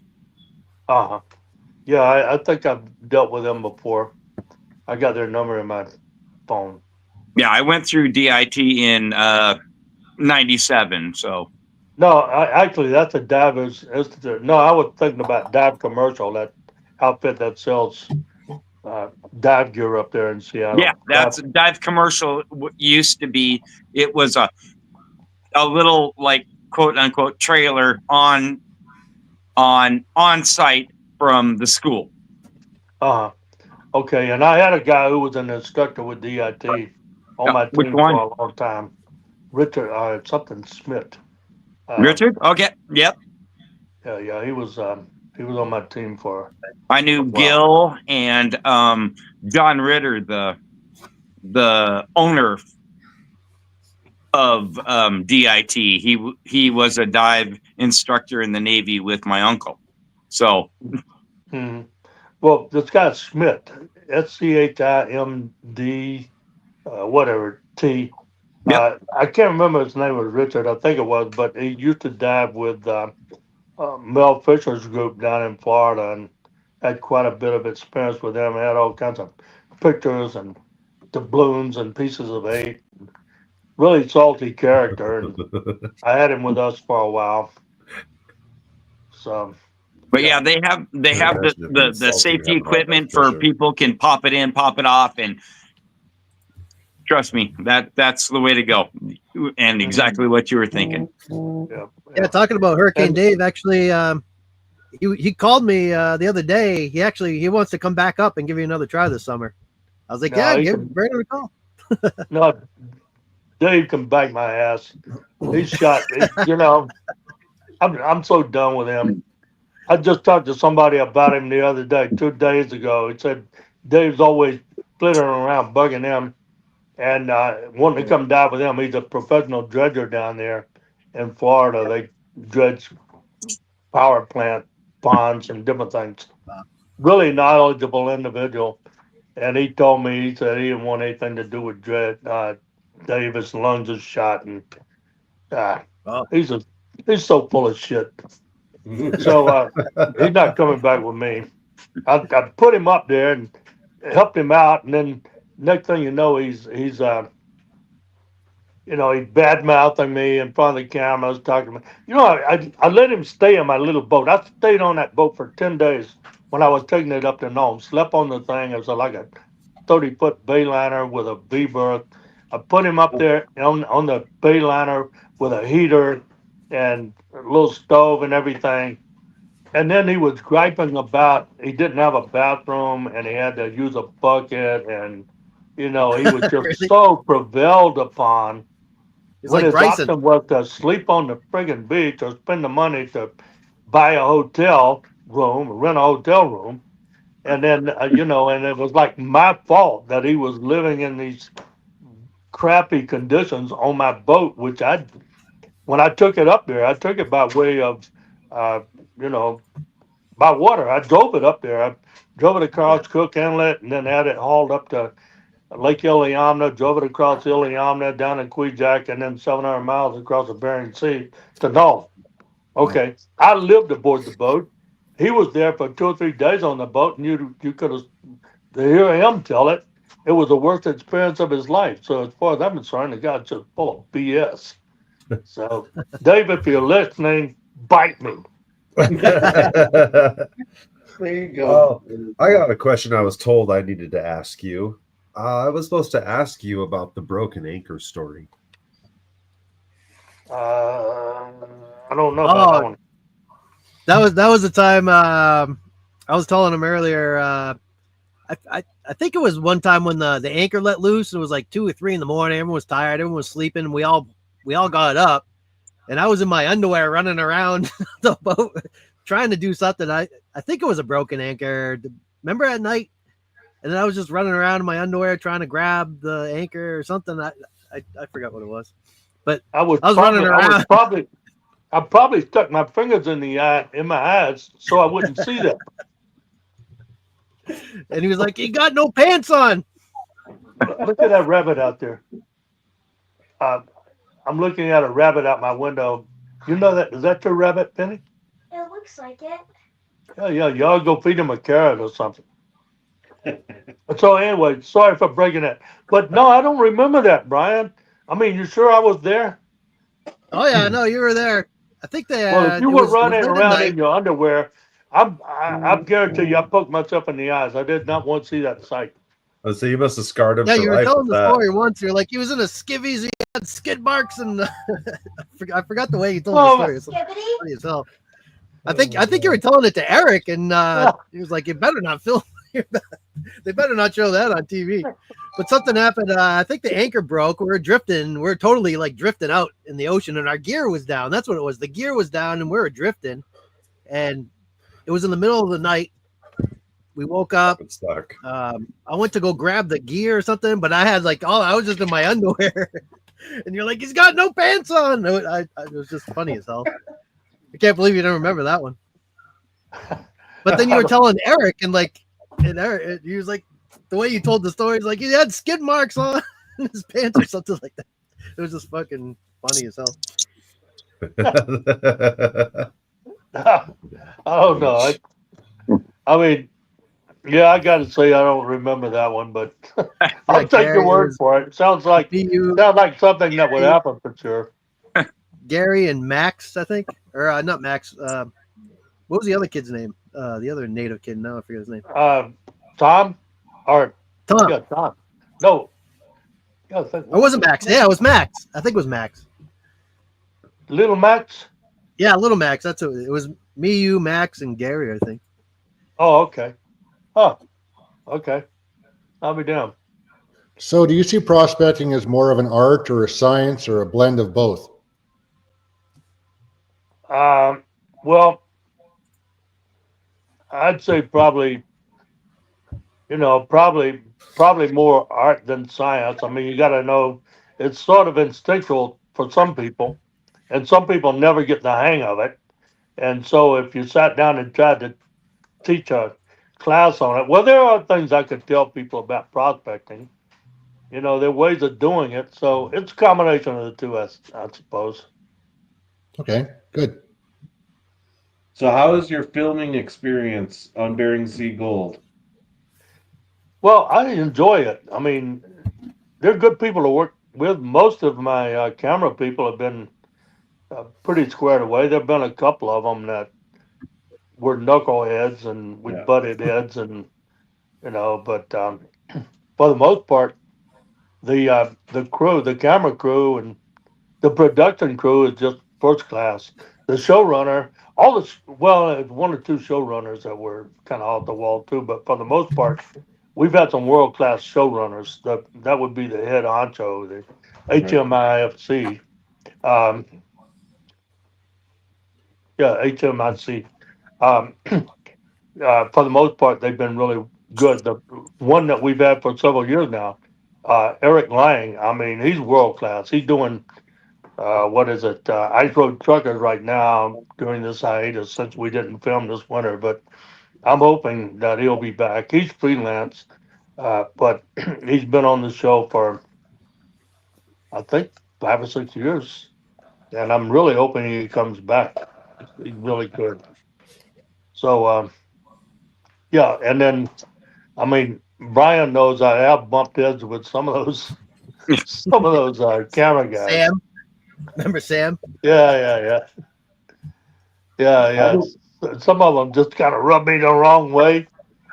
How about crew members? I know there's a couple colorful people that you really haven't gotten along with. Oh, Bryson was one. Then you had another guy named Brian. You broke up on me a little bit. You said a couple of crew members, and then it kind of went garbled. So would you repeat that? Can you guys repeat that for me? There's a couple crew members colorful crew members that you didn't really get along with. Do you remember who those were? Well, there were a lot of them I didn't get along with. I'd say most of them. That's fair. So, but I mean, it's not like I'm dealing with the creme de la creme here. When it comes to crew members, you got to kind of take what's available, and the pickings are kind of slim up there, if you know what I mean. I mean, I'm a seafarer. I've been going to sea since 1966, and I expect certain things out of crew members, but maybe my expectations are high because a lot of these people have zero experience, and you can only expect so much out of a person that just doesn't know. I mean, how can he know if he hasn't done it and hasn't been through the drill? Nobody's ever trained him and never been on that kind of boat. like Brian and I, we bumped heads when he first came aboard for quite a long time. But I will say Brian could take an ass chewing and keep on ticking.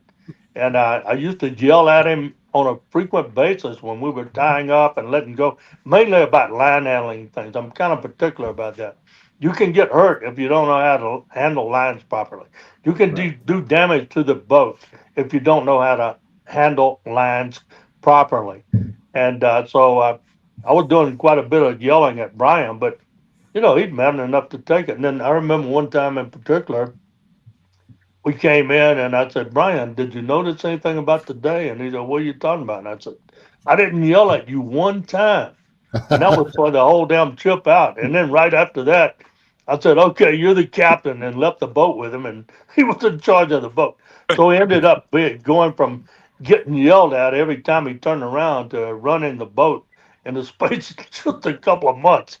So, like I said, you kind of got to take what you can get. But no offense, man. But anyway, he did a good job. He did a good job running the boat and keeping things together. He was doing it all. He was tending, mechanicking, running the boat, and cooking. And for 2 prima donnas. And then when I hired the other guy, 3 prima donnas. The one guy, that one guy, Brian, that we had, that would, he'd get all bent out of shape, that if you didn't have him a hot meal when he came up at 3 o'clock in the morning. And then I remember that one time he came up and he got all, he was hungry and didn't have a hot meal, and he took my mask off and threw it across the floor. I found out about that. And he wasn't. No, he didn't that kid there. I remember one night in particular. It was like 3 o'clock in the morning. Everyone's asleep. I was tending for him, and he was down right in the belt on the air compressor kept falling off. So I would watch the air, and the air pressure be going down. I'm like, hey, there's something wrong with the air. I'm gonna go check it out, but be ready to come up. I was like, you're on your auxiliary tank. He was like, I don't care. I'm just dredging. I was like, I'll be right back. I'm gonna go check. And then the air compressor, the belt that runs the air compressor, fell off. So it was so loose that I just hand put it back on, started the motor, and got the air going again, so he would have air. So I went back down. I'm like, hey, the air compressor needs the belt needs to be adjusted because it fell off. He was like, I don't care. I'm still dredging. I'm like, okay, well, you can still dredge, but it's probably going to fall off again, right? And then sure enough, a couple of minutes later, it fell off. But this time there was a whole bunch, the rubber was burning, the belt was fucked. Oh, sorry. The belt was messed up, I'm like, dude, you got to come up. The belt it's almost broken. It's on its last leg. You got about a couple of minutes or you're going to run out of air. He was like, F you, I'm not coming up. I'm like, dude, you need to come up now. Your air's getting, and the thing fell off and now it was toast. The belt was gone. I'm like, dude, you have no more air. I don't care. I'm staying down. I'm like, dude, what is wrong with you? You have like 3 minutes of air and you're out. I can't get it started. He's like, go after yourself. And I'm like, Vernon, I had to go wake Vernon up. And I'm like, Vernon, tell this kid to come up. He's going to die in about two minutes is all he got. And he was like 30 feet down. And this was pitch dark because it was like later in the year. So it was pitch dark. It was like 3 a.m. So Vernon's on there like yelling. He's like, get up. And then the kid came up and he was all mad and he threw the vest of his mask on the $1,000 mask on the ground. Oh, jeez. He had no more air. I don't know what his problem was. I'm like, dude, you're out of air. That's it. Yeah. That was Sasha. That was Sasha. That's right. Yeah, Sasha. He's a crazy Russian. I mean, this kid is fanatical about diving. He'll dive when nobody else will, and he's a pretty damn good gold getter. But he is a hard head, and he wouldn't listen to anybody except for me. He kind of halfway listen to me sometimes, but he was pretty hard to get along with. I'd take him back though, because he is a hard charging son of a gun. I remember one time, Brian, you might have been there.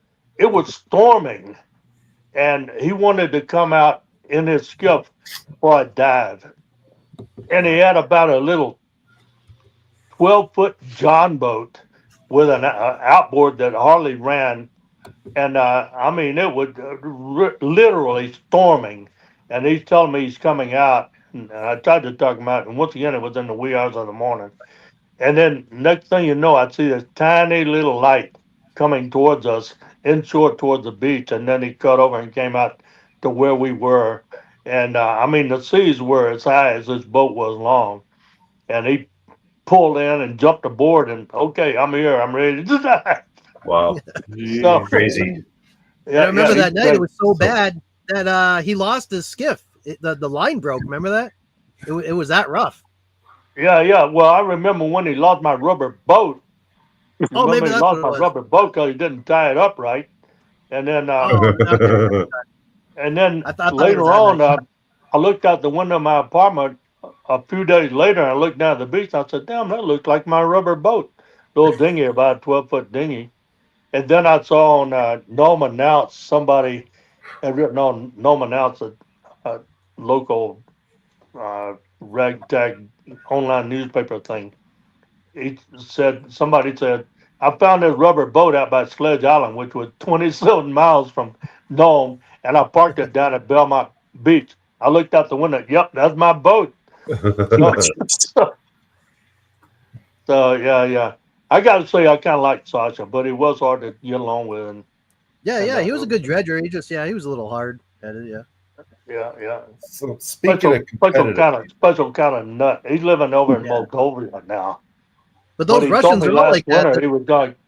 Yeah, he was thinking about flying back and forth to Moldova. He's married over there, but he told me he had a deal with his wife that he had to come home at least once every week. And he was talking about flying back and forth from Nome to Moldova, Man. Moldova, I guess it is, once a week, and stay home for 3 days and then turn around and come back. And it's like, Wow. okay. I mean, I guess if that's the deal you got with your old lady, that's kind of what you got to do. But yeah.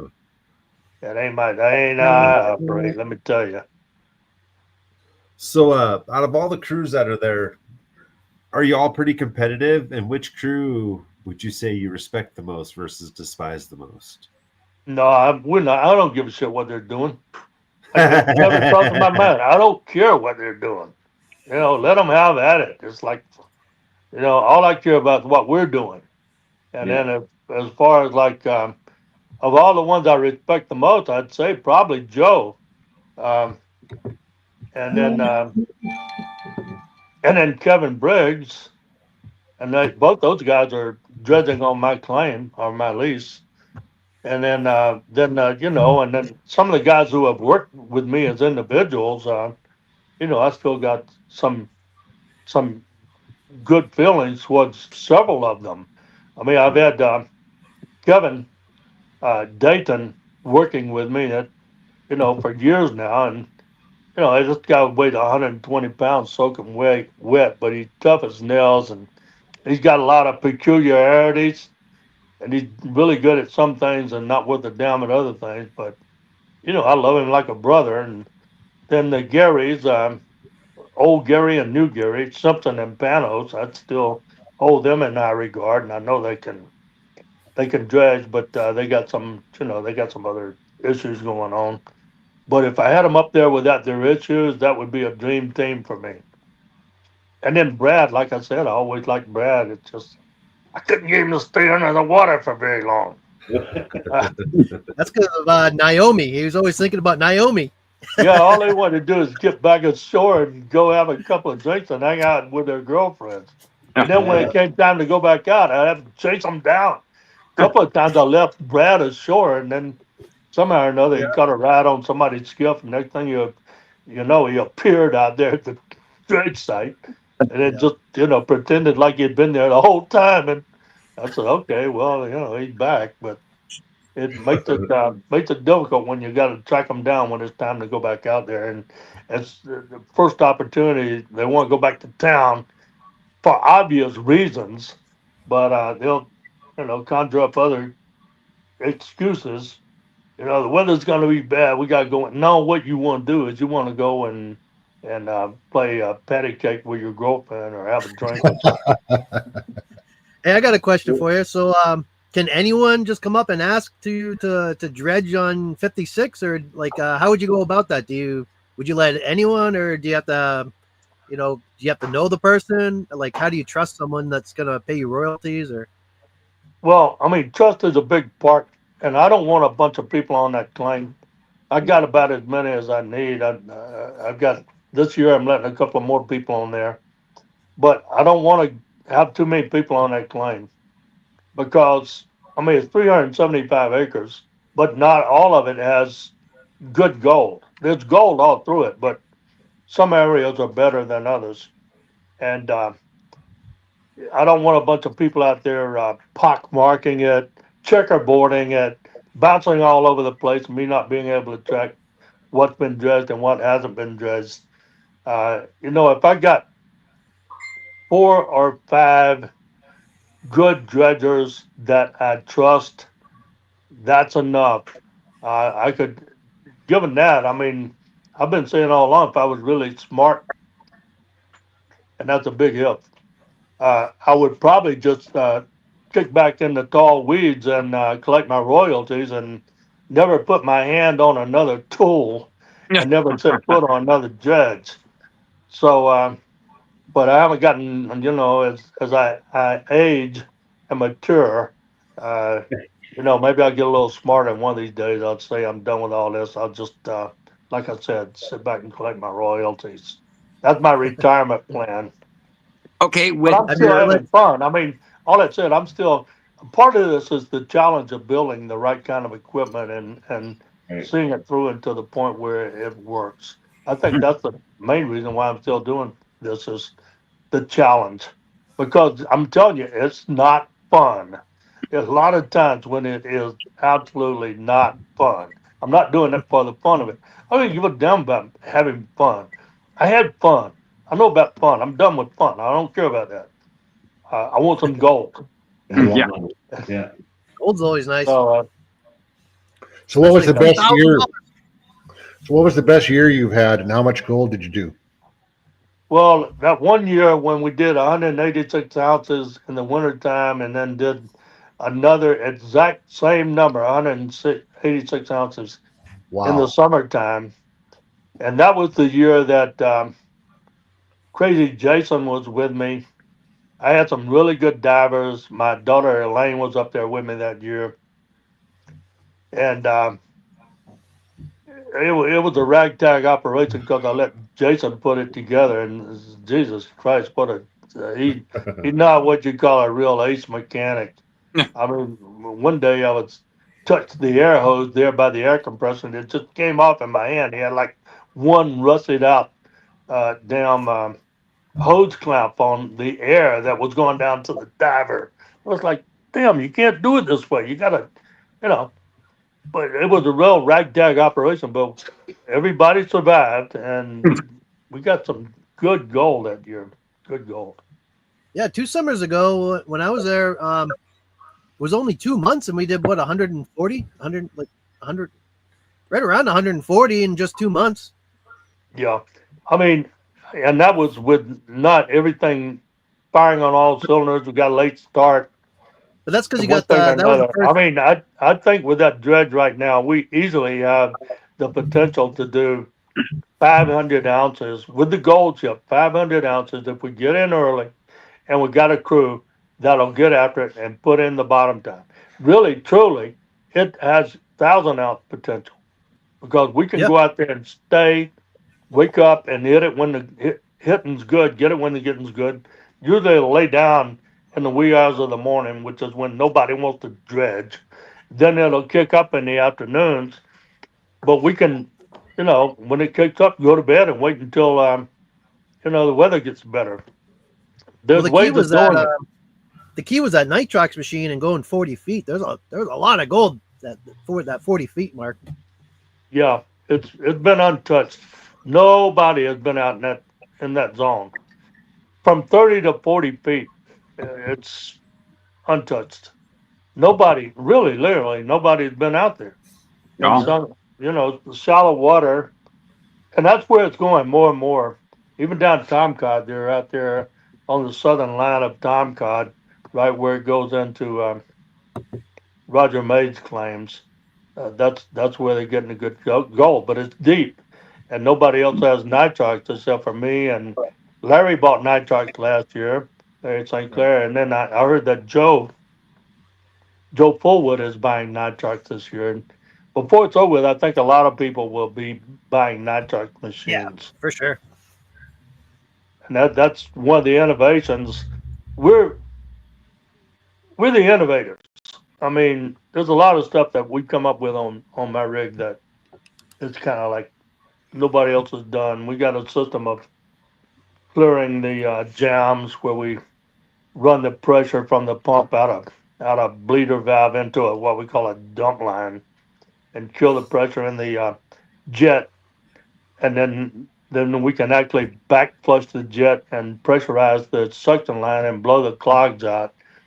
And that whole system saves a heck of a lot of time and aggravation because there's nothing more frustrating than being out there and being on goal and getting a big plug in your hose and take sometimes your hose will load up with material and end up weighing thousands of pounds, literally, And then and have to then back trying flush to it. get it Yeah. unplugged. And the diver's down there with a rock beating on a Yep. hose, trying to get the plug to drop out. If he can even find the plug, a lot of times he can't even find it. But I got cameras I can stick down in my hose. I got lights I can stick down in it. We can back flush. I can plug my jet with a one of those round orange buoys, and Mhm. then pressurize the jet, and so the pressure goes towards the nozzle versus up through the flare and through the sluice box, and back flush the hose. And that whole system, nobody else has got that. And then a couple of other things that we do that, the box I had built by the Keens, it worked better than anybody else's standard Keen sluice box, which is what they typically use, and some other things like that. And then those two winches I just bought, I've got a really nice Lone Star. It's 24 volt, um, 2800 amps, I think it is, motor, and it's about uh, yay wide and yay. It'll hold probably 1,000 feet of line. Very powerful. And then I got another winch up forward. It's built by, I think it's called Easy Puller or something like that. And it's not nearly as good. It's 12 volt. It works okay, but it's not nearly as good as that other winch. And so I ordered another two winches, like the first one I told you about, coming out of Australia. Lone Star built the first one. They're not in business. There's another outfit down there now. It's called shit. I can't think of the name of it right now. But they built one real similar to the Lone Star, and they've got it put together and they're sending it up to me. So once I put all those winches on my boat, I'll have four really first class anchor winches that'll handle 150-pound anchors. Nice. And then, like I was telling y'all before, we'll be able to hold our position just about any kind of damn weather. And Now you get the anchors. You used to make me pull that damn thing up by hand. I know, and that's why you're Now in you're such by good there. shape Come on. right now. I finally took pity. It used to kill me watching them out there pulling those anchors by. It hurt me deeply watching these guys pull those anchors. I thought you just didn't love us. I So, always looked over. I thought there was a little snicker in the side of your chin there when you're watching us pull that. No, I was I thought my you just heart didn't was like it. bleeding for 'em, but it cost money to buy big winches, and I didn't have the money because they weren't giving me the right kind of gold. So Should have found better gold, man. yeah, I mean, I really, I've seen him. He wasn't just kidding. He's out there manhandling that winch, that anchor. We got a 110-pound anchor on up front, a couple of 110-pounders, and manhandling those anchors up with no winches. That was a job of work, and also handling that hose. I got some new davits coming for my hose, and I got a big roller that'll go across the bow so that we can land that hose and get it aboard without everybody out there dropping their nuts trying to pull that thing aboard. So trying to make it better. Were you still But, thinking about turning that but back bottom- into a 10? I remember you What? saying you might turn that back into a 10 inch. Yeah, thinking that way? I keep thinking about it, but I'm not going to. It's just ideal the way it is. If I had to put 60 feet of 10-inch hose on there, that would be a lot to handle. I mean, a lot to handle. So I don't know. I'm still thinking about it. If I can figure out a way of getting the right kind of davits, and if that big roller that it's a GIF-net roller that I'm bringing up from Homer when I come up. If it works really well with that 8, and I think it'll work with a 10, then maybe I will switch over and put 10-inch gear on it. But it's No, all the heavier. 8-inch works good. I just remember What's that? I'm just saying that the 8-inch works good too, because like, especially if you're doing like 4-hour dives, that, you know, when you start working a 10-inch with that huge heavy nozzle and just big hose, and you know, a 10-inch wears the diver out quite a bit. With the 8-inch, you know, it might not move as much as a 10, but you might actually move more because you got more energy. Like the divers can go down there and handle that hose and carry it around a lot easier than a 10-inch. Right. So, I mean, that's the key to it right there. I mean, you get more time on an 8, more time on the bottom, productive time on 8 than you do with a 10, generally speaking. I've had a 10 on that other boat I had, the Phoenix, the Wild Rover, and Jerry Panos and Bobby Lowe ran that for me, and they liked the 10. We had it as a 10 and as an 8. It was like a Super 8. Had like 70 feet of hose on it. But they kept wanting, when I put it back to an 8, they kept wanting to go back to a 10. And I showed them the numbers. I mean, here's what you guys used to get when you were running it as a 10, and here's what you're getting running it as an 8. The numbers are the same. So, you know, I mean, what's the point? But a good man on an 8 will beat an average guy on a 10, that's for sure. I don't know. I'll think about it. I mean, you do get a lot more throughput with a 10 than you do an 8. So, someone in the chat wanted to know, now that you run nitrox, how long can you dive at 30 to 40 feet? Well, 30 feet, you can dive all day. 40 feet, according to the tables, we had settled on about 3.5 hours, and then, you know, take 10 minutes to come up, and then have 3.5 hours surface interval before you went back down. It was always more than 3.5 hours surface interval so that you could bleed off, gas off. But that was what we had established there at the end when I was diving with Brian, or not I was diving, but when Brian and Simpson and Brad were diving with me. But now the guys I've been with, I mean, last summer we were doing as much as 5 hours, and it fits in the dive tables. And you know, we got the dive calculator, dive watch. It works, but Yeah, and the longer you that's stay down, the more careful you got to be. You got to, you know, if something happens and you got to come up quickly, that's not good. You don't want to just pop up after being down there at 40 right. feet for 4 hours. You got to take your time coming up. And that's what it is. It's all the dive tables, and you know, Yeah. So you got I'd to be stay within happy. your dive tables. I'd be happy if I could get the guys to do 3.5 or 4 hours each, and then the first diver do 2 dives, the second diver do 1 dive, and then the next day, you know, we switch over. And if I Yeah, can get rotate them out. if I can get 12 hours of productive dive time on that boat every day, we'll make money. If I can get 15 or 16, we'll make a lot of money. I'll be over the moon. But my policy is I don't like to dredge in what I call the killer hours, the hours of death, say from 2 until 6 in the morning. If you read all the fatigue studies, which I have,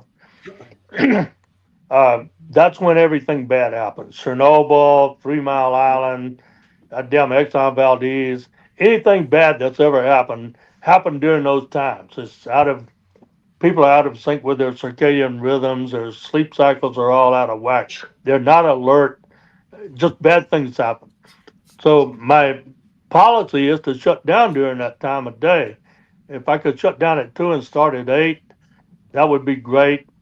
But like I said earlier, a lot of times in the wee hours of the morning, that's when the weather is the nicest. Yeah, that's So when the so weather's what are you good. going to do? You know, I mean, you try to make it all everything fit, but the weather is always the determining factor. You know, I mean, if I'd say, okay, we're going to sleep in until 8 o'clock in the morning, miss out on the ocean being flat calm. By the time we get started, then early afternoon comes, the weather starts kicking up, and then I'm kicking myself in the butt for missing out on that good weather in the wee hours of the morning. And I mean, I have tried running around the clock, but some of my divers they won't wear earplugs, and one guy in particular, he can't sleep if the pump motor's running, and it's just one thing after another. What? Whiny little bitches, really. I mean, man up. I worked on damn tugboats right on the other side of a bulkhead from 300 horse diesel engines just screaming. Of course, that's probably why I'm wearing hearing aids these days. Mm. But you That's know, awesome. I love it. I mean, put on your darn headset. Put some earplugs in your ears and go to sleep and shut up. I can sleep just about anywhere. Yeah, Yeah, me too. Give me about 5 minutes and I'm out. yeah. So anyway, we do the best we can with it. That and then it always comes back to there's got to be a better way. Divers, yeah. Yeah. It's what I know, and I want to perfect it before I move on to bigger and better things. And I think this coming year, with the equipment I'm putting on that boat and the divers I've got lined up, I'm going to max out on the gold ship. And when I get it maxed out, I'm going to probably try to sell it. This one likely suspect might buy it from me, and then I'll just pour that money into doing that thing with that barge. Awesome. So it's kind of where I'm at with all that. Beverly Nelson wants to know how much did the Wild Ranger cost when you first bought it? The gold ship? Yeah. Well, when I first bought it, I just went over to Valdez a few days ago and then took my mechanic over there to work on my sailboat and turned around and came back. I first bought it. It was at mile 87 coming out of Valdez, coming back towards Nome. Down a dirt road a couple of miles, which turned into like a four-wheeler path. And then there was a cabin with an overgrown lot, and there was that derelict boat sitting there. And when I saw it, I said, I can make a dredge out of that. So I'd been talking to the guy for a couple of years, and the price kept going down. And finally one day he said, Vernon, if you want that boat, I'll let it go for $20,000. And Wow. for today only. So I said, okay, I'll take it. But it started out one like something like 80. And I hauled it to Valdez, which was an entire operation in and unto itself. And I finally got it there, and I checked it in with HD Marine. It stayed for exactly 1 year to the day. I put it in June. I got it out a year later on the same day in June. And it cost me straight up and down $100,000 to get it outfitted. And so then we hauled it over the road. I hired a truck and trailer to haul it over the road. I was going to launch it north of Fairbanks on the Yukon. Got up there to my launch site, and the guy says, well, my boss said I'm fired if I get these tires on this truck wet. I said, well, what the hell? It's a boat trailer. We got to back it in the river to launch it. Yeah. And it wouldn't do it. So it took me another 3-4 days. We had to haul it back through Fairbanks and down to Nanana. I had to go and all over Fairbanks until I finally found a crane that I hired once again for $10,000, straight up and down, $10,000. Come to Nanana, lift it off the trailer and put it in the water. And then I'd made a deal with this tugboat operator that a friend of mine introduced me to follow his tug down the Tanana River for 150 miles until it joined up with the Yukon. And Tanana really very shallow, a lot of twists and turns. We never would have made it if it hadn't been for following that tug. Then we got to the Yukon, and by comparison, it was like being on a super highway. And then brought it another 850 miles down the Yukon, and then 150 miles across Norton Sound, Bering Sea over to Nome. Wow. And then, yeah, it was a hell That's of a a long voyage. So to answer your question, it was 20 plus 100 plus another. I got a set of outboards for 11. By the time I have them installed, it was like 20, another 20 for the outboards. So that's like 100 and what was it? 140,000. And then getting it there, 50. By the time it hit the water in Nanana, I had about 200 grand in it. Wow. Wow. So Gene Cloth in chat wants to know, how long do you think you will be doing this? And are you going to be able to keep up with the younger generations? Well, I'll be able to keep up with the younger generations because age and guile will beat youth and vigor every Yeah. time. I'm just a lot smarter than those young assholes are. They don't realize it. They would deny it every minute. But Agent treachery. I love it. you know, I Love it. didn't get this old by being a dumbass. Right, right. Right on. And it's like how do I figure? I'm gonna keep going until they roll me into a hole in the ground. Really, I suppose I have no intentions of doing anything else. I'm like I keep saying, I don't play golf and don't want to play golf. Matter of fact, I wouldn't play golf if you held it. Yeah, I guess I would. I would probably whack a ball or two if you held guns on me or something. But no, I'm here for the duration. I mean, it's a challenge, and I got my teeth into it. I'm not gonna quit. I'm not gonna back down. I'll keep on doing it. I'll just I might not be out there. I'll be quarterbacking it from the beach at some point, no doubt, which With I've a done bullhorn. before. If I got good people, I have no problem with that. Matter of fact, I'm here at my house right now, and I'm quarterbacking.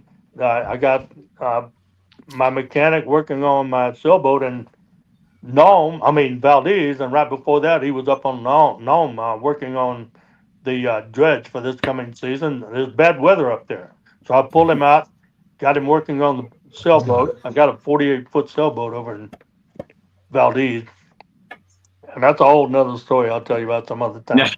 But he's there, and then as soon as he finishes that, I will send him back over to Nome, and I'm sending up another set of outboards.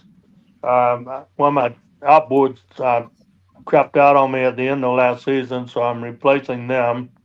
And I bought those things in 18, I think, two used Honda 225s for 11 grand, and they stood me in good stead until the end of last season. And one of them, it might be something simple, but it was leaking oil out of the lower end, some kind of seal or something. But I'm replacing both of them with, once again, used motors, but the ones I bought got low hours on them, and they look like brand new.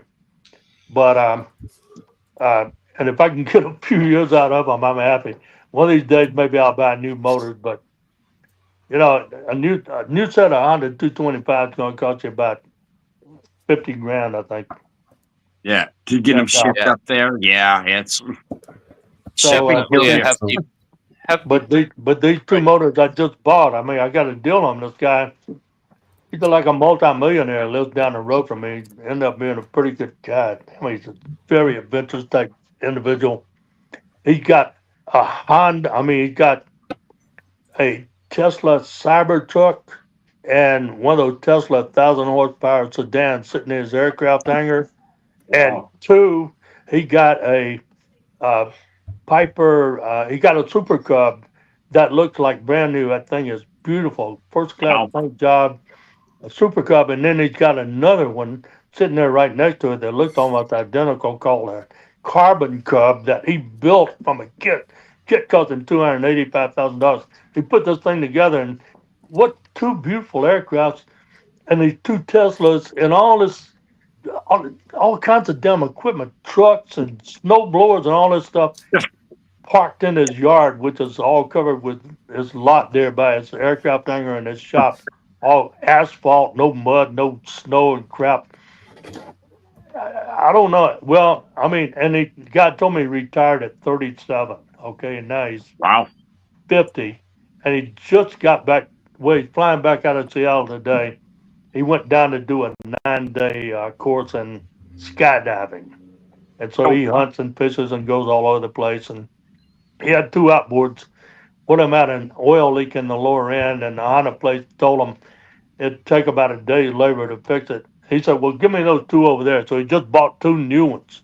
Oh, jeez. And so he was telling me, he advertised on Marketplace. He wanted like 12 grand for them, and I talking to him for a while, and then right before he went on that trip, I called him up, and he said, "Well, I tell you what, I'll let you have both of them for $4,500." Oh, jeez. I said, "Do you take gold?" And he said, "Yeah, I'd take gold." And I said, "Well, okay." I ended up paying him 1.6 ounces of known placer gold for those two outboards. Wow. And Nice. so I think I got a smoking still of a deal. You got a I'm hell thinking of a Sounds about like it. tomorrow, take them by the Honda place, have that lower seal fixed, have them both serviced, and ship them up here. And I'm sure I'll get a few good years out of them. So anyway, that's how I do business. I'm very seldom ever. I'm buying new winters, but a lot of times I'm dealing with like used equipment and trying to save a buck that way. I'd rather be able to just afford everything new, fresh out of the box, but I have not reached that level of gold production yet. Right. Yeah, a lot of Honestly, people haven't. Are Yeah. I think that's so all speaking of everybody's equipment. dream. Yeah, and speaking of equipment, someone was wondering too if you have something different about your sluice box that helps you catch the gold, higher sides, different ripples. What's Right. unique Well, to a your sluice lot of it box? has to do with the screening. The screens, I had a box built in 4 foot sections. It's 16 feet long, although I've taken off that last 4 feet because of where I have to fit it on my dredge. So it's 12 feet long right now. And the screening in the first 4 feet is 3/8 inch mesh. Then it's half-inch mesh, and then it goes to a 3/4 inch mesh. And then I have a small section there that has no screen over it, and that's my nugget chop. And it's nugget chop's a waste of time. There's no nuggets up there. I mean, I very seldom find any gold back in that last 3 feet of the box. But I'm getting ready to change it back, and I'm going to put my motor and pump in a different place and put that last 4 feet back on that box, so it'll go back to being 16 feet.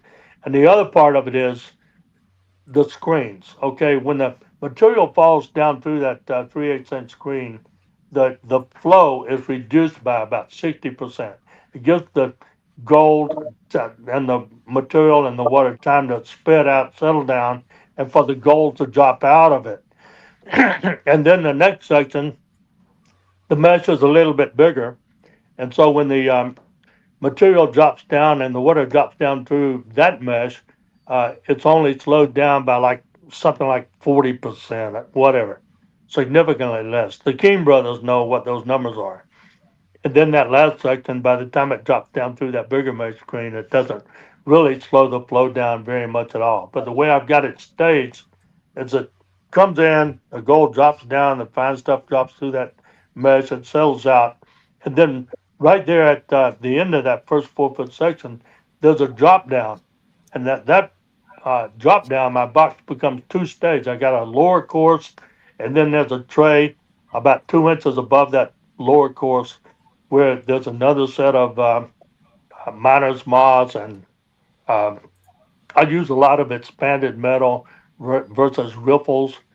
So that splits the flow. It comes in, it goes over the first 4 foot section, which used to be the slick plate on a conventional Keen 8-inch dredge. Some of you people know what I'm talking about. Then there's a drop down. It goes through the lower course, but it also goes over the upper course.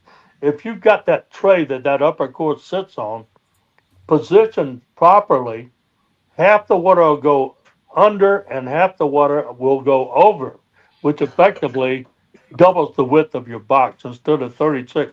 A standard Keen box is 28 inches wide, mine is 36. Okay, but because I've got the two stage configuration, it effectively is 72 inches. And that gives the gold time to settle down and settle out of the flow of water and material. And then, that, and then the ripples. I think in the front section there, I've got expanded metal. I'm a big fan of expanded metal. Yeah, Okay. me too. Versus ripples. And then on the bottom, the undercourse, I have, I think, two different grades of expanded metal. Some of the it's a little bit heavier towards the front of that undercourse, and then it gets the weight of the expanded metal becomes less as you go towards the out end of the box. And so towards the out end of the box, that last section of expanded metal, the in effect, what are the ripples on expanded metal? You guys, you miners know what I'm talking about with expanded metal. A lot of Right. people won't, but if you lay it right, you in effect create a set of ripples. And I've got light gauge ripples in the very back of the box on the lower course, and then that's somewhat duplicated up top. But uh, up top, uh, I'm not looking to catch that much fine gold. Most of the fine gold drops down and goes through that under course. So that's pretty much explains it. And then I use miner's moss. Uh, the expanded metal sits on top of miner's moss, and then underneath the miner's moss, I have that black ribbed rubber matting with the ribs running courtship from side to side. Okay, Mhm. so the material that comes over the ripples, it gets caught on the backside of the ripples or the expanded metal. Then it soaks down into the miner's moss. And I like to use two layers of the thinner gauge, more pliable miner's moss. They used to, 3M used to make this nomad type miner's moss, but it's really hard to get now. And the only thing I've been able to get lately is a Chinese manufactured miner's moss. If you get the thick stuff, it's really stiff and hard, and it does not catch very well. I Mm. like to get Okay. the thinner, more flexible miner's moss. It's about, I think, a quarter inch, might be 3/8 inch thick. I use two layers of it, and then the gold falls down in there. When you get ready to clean your box, you rinse out the miner's moss, and then you rinse out that black ribbed rubber matting, and there you go. That's starting from the bottom of the box. I got the black ribbed rubber matting, two layers of miner's moss, then the ripples or expanded metal. Let's just say expanded metal. Forget the ripples. I don't even. I could do very easily just do away with the ripples altogether and use expanded metal. Okay. And then above the expanded metal, I've got screen. My box is screened from front to back except for about the last foot and a half or 2 feet. And it's on the upper course, which is unscreened, and I've got ripples there. And that's supposedly my nugget trap. Well, guess what? I haven't caught any nuggets back there, and I'm getting kind of sick of it. It's like I might just make that whole thing disappear and admit there are no nuggets. If I do catch a Yeah. nugget, You'll catch it in the screen. yeah, it's unfortunately, I mean that fine gold, it pays just as good, but everybody likes the big stuff. Everybody likes the nuggets. Oh yeah, the big stuff is the purdy. You can pick it up and go, ooh, look. Oh yeah. Hey, I learned to pan with flour gold. I will always have a love and appreciation for it. Yes. Do you have a way to check your tailings for losses? Well, yeah, you could. You could stick a bucket back there and check the tailings, or you can, when you do your clean out, you can clean different sections of the box separately. And most of the time, we're catching 2/3 of the gold in the first 4 feet, and then the upper quartz and the lower quartz is split. We call it 60% in the first 4 feet, and then the upper quartz and the lower quartz is 20% each, approximately. And if you clean the upper quartz and lower quartz a section at a time, the vast majority of that gold is caught at the front end of each one of those sections, and very little is caught at the tail end of the box, and that's the tail right there. If I was getting a lot of gold in the back end of the box, then I would figure that some is watching overboard. And then one time, Gary Panos, he built a little trough that uh, fitted off the back end of our sluice box, and from there we pumped the material that we caught in that trough. We had a screen over it, uh, a little hopper might be a better word, and we pumped that hopper into a secondary sluice system, a little small sluice system, and over the course of the season, we got maybe about 1.5 ounces, maybe 2 ounces, something like that. Just a And last chance. Yeah. and that was before I got this new sluice box. And but the rule of thumb up there was that people figured they were probably blowing 30 to 40% of the gold out of the back end of the sluice box, and it was unavoidable. And they put so much water and material through their box that was just an acceptable loss. They could have recovered a higher percentage by slowing down the flow of material through the box. But, you figure you do the arithmetic, you're better off putting a tremendous amount of flow through your box and accepting that you're going to blow out part of it out of the back end of the Volume, box. volume, volume.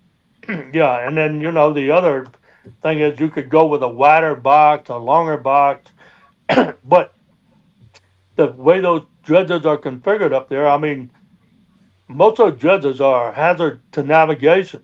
They're dangerous. You start putting bigger boxes on there and all that, it just takes up room. It's harder to handle. You get out there in an open seaway and your box is 4 feet wide, your little piddly ass dredge is only 8 feet wide, then it becomes problematic. So it's all a trade off. Just like with any boat, it's a system of trade offs and compromises to make everything come out right.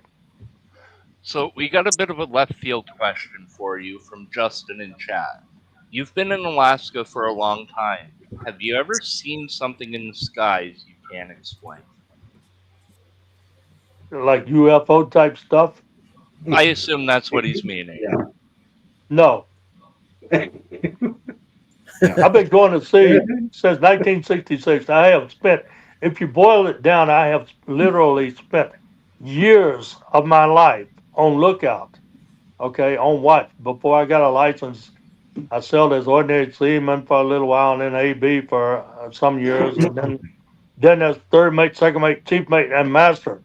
I spent a lot of that time just gazing out at the far horizon at nighttime, daytime, all kinds of different weathers. And I never saw anything that looked like any kind of a UFO or a mermaid or any of that bullshit. As far as I'm concerned, it's just, people, I think You're fine, bud. That was going to So you be don't my think next Steve question. Rydell tell the truth when he sees UFOs? do what now? You don't believe Steve Rydell when he says he sees UFOs? Well, there's no telling what he might see. Yeah. This guy's, he's subject to flashbacks, if you know what I mean. So Vernon, Some of these guys, they got way out there. Long time ago, they got way, way out there, and some of them never found their way back home. I was out there on more than one occasion.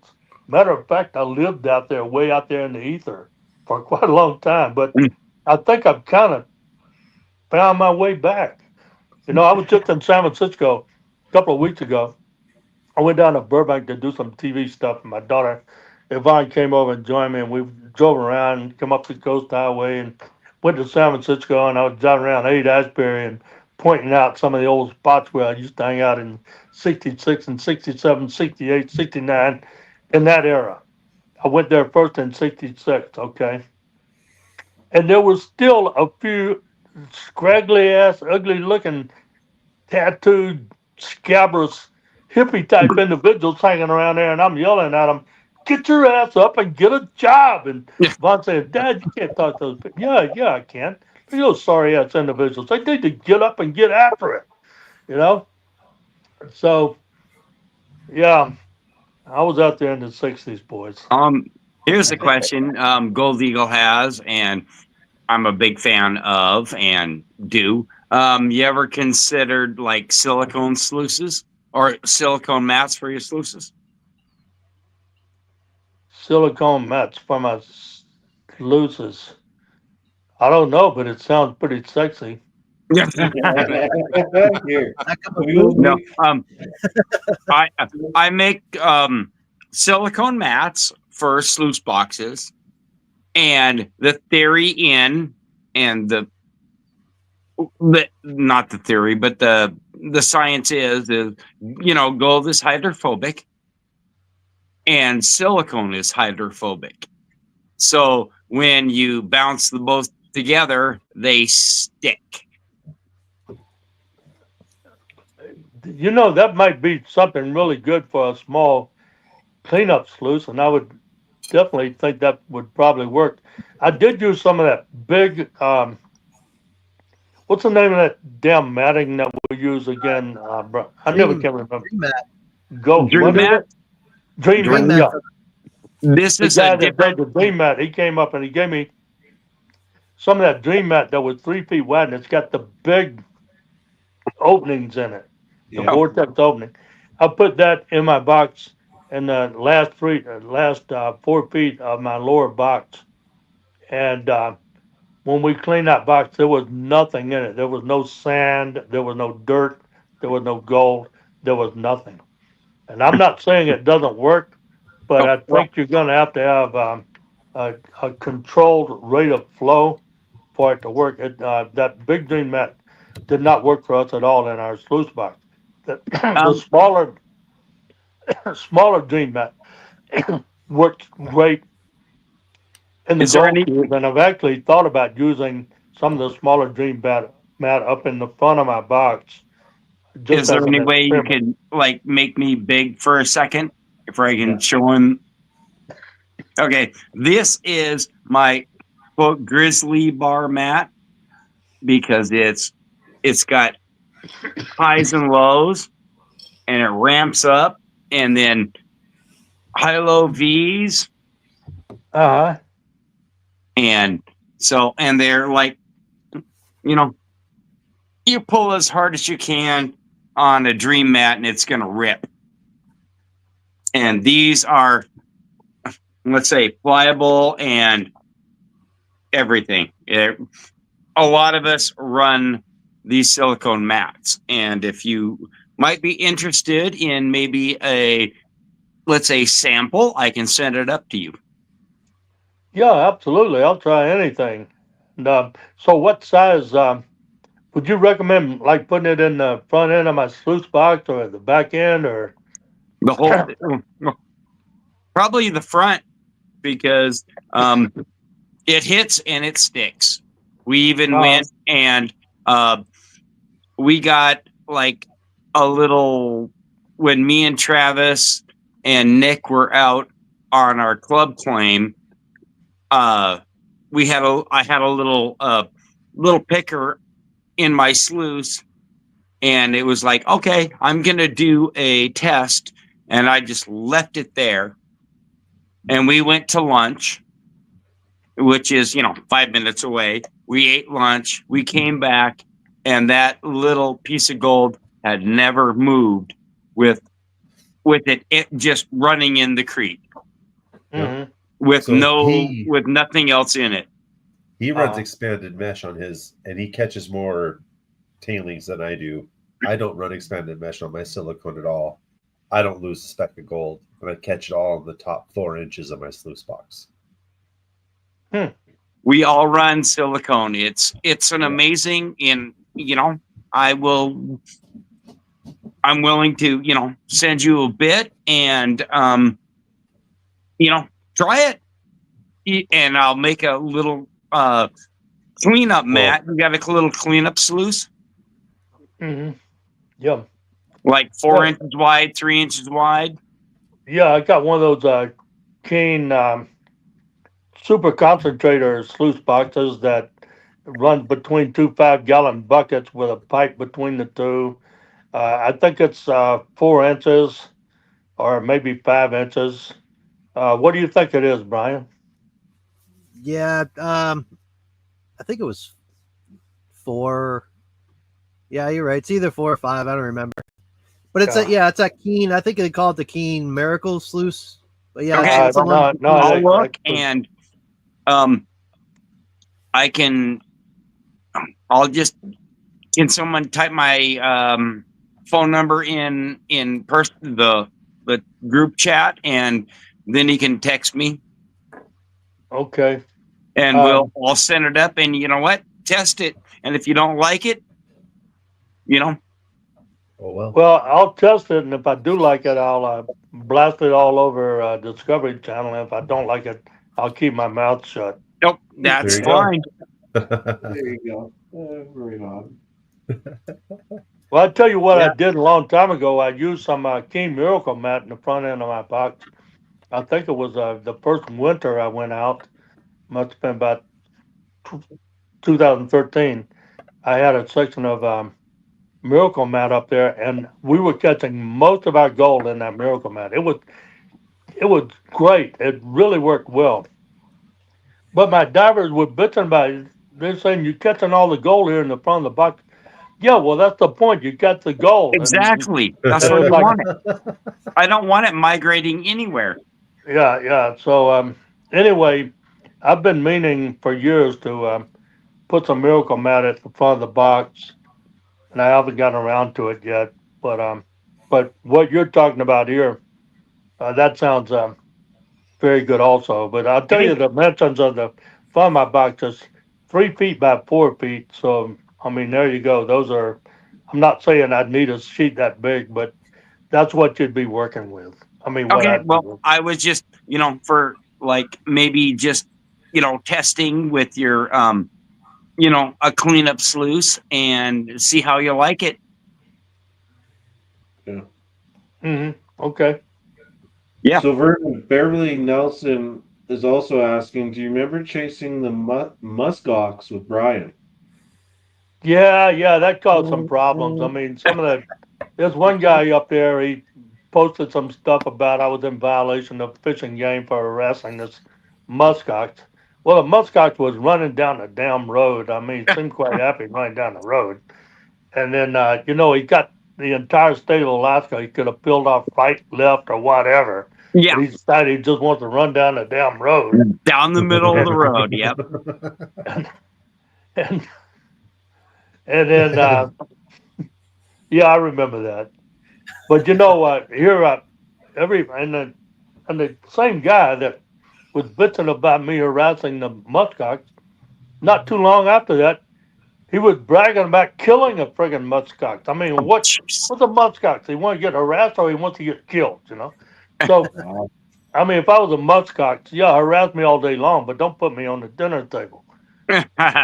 So, this guy's a big time hunter. He's become a friend of mine. We're kind of at odds there for a while, but he's a native guy. We've kind of become chums here lately.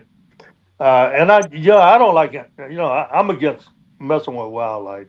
I don't think we mess with that guy too much. But and I don't like messing with little sea creatures. I don't even like people sucking up a starfish. But and don't mess with the crabs. Everybody, there are a lot of crabs down there, and the crab fishermen, if they see you sucking up a crab, they're going to get all bent out of shape. I don't want them to get bent out of shape. And then plus, leave the damn crabs alone. I have to tell my divers that. I don't want you sucking up the crabs and messing with the crab. Don't even mess with the starfish. And then in most cases, we don't mess with the muskox. But here's a little short story. Here, I think it was last year, right down at the end of my lane where you turn out to go to my camp at the Discovery subdivision. This friend of mine, his name was Curtis. He was actually a state trooper. He had a little house and a dog lot with all his huskies. My other neighbor down at the other end of the lane, Don Erickson, who just recently, a month ago, passed away in a plane crash up there. He called Curtis and told him that the muskox were out there by his dog lot. Well, Curtis came in from town about 8 minutes away, and he mounted his four-wheeler and went out to chase the muskox off with his service revolver. I mean, he was packing his service revolver, and one of the muskox killed him, charged him and killed him. I think he got off. I don't know if he got off any rounds or not, to tell you the truth, but seemed like he did. But that happened about a year ago, and then some of the people around Nome changed their attitude about muskox. It was all like, cutesy muskox, just nice to. Then all of a sudden, it's like, no, these damn muskox will actually kill you. So maybe they're not all that cutesy, fuzzy wuzzy, after all. So anyway, anything else about muskox? That's about all I know about muskox. Okay, there's a lot of them hanging around up there. Yeah. So Sorry, guys, short busted again. That is okay.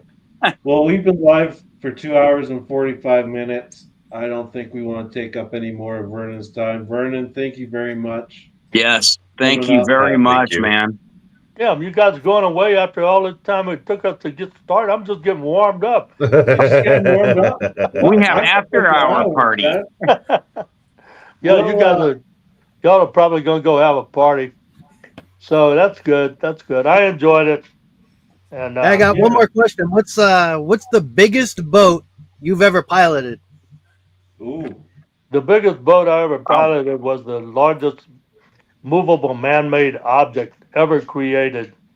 It was the Yari Viking ex-Seawass Giant, and that was in the Gulf of Mexico when I was working as a mooring master down there for a while before I came up here to Alaska to pilot ships up here.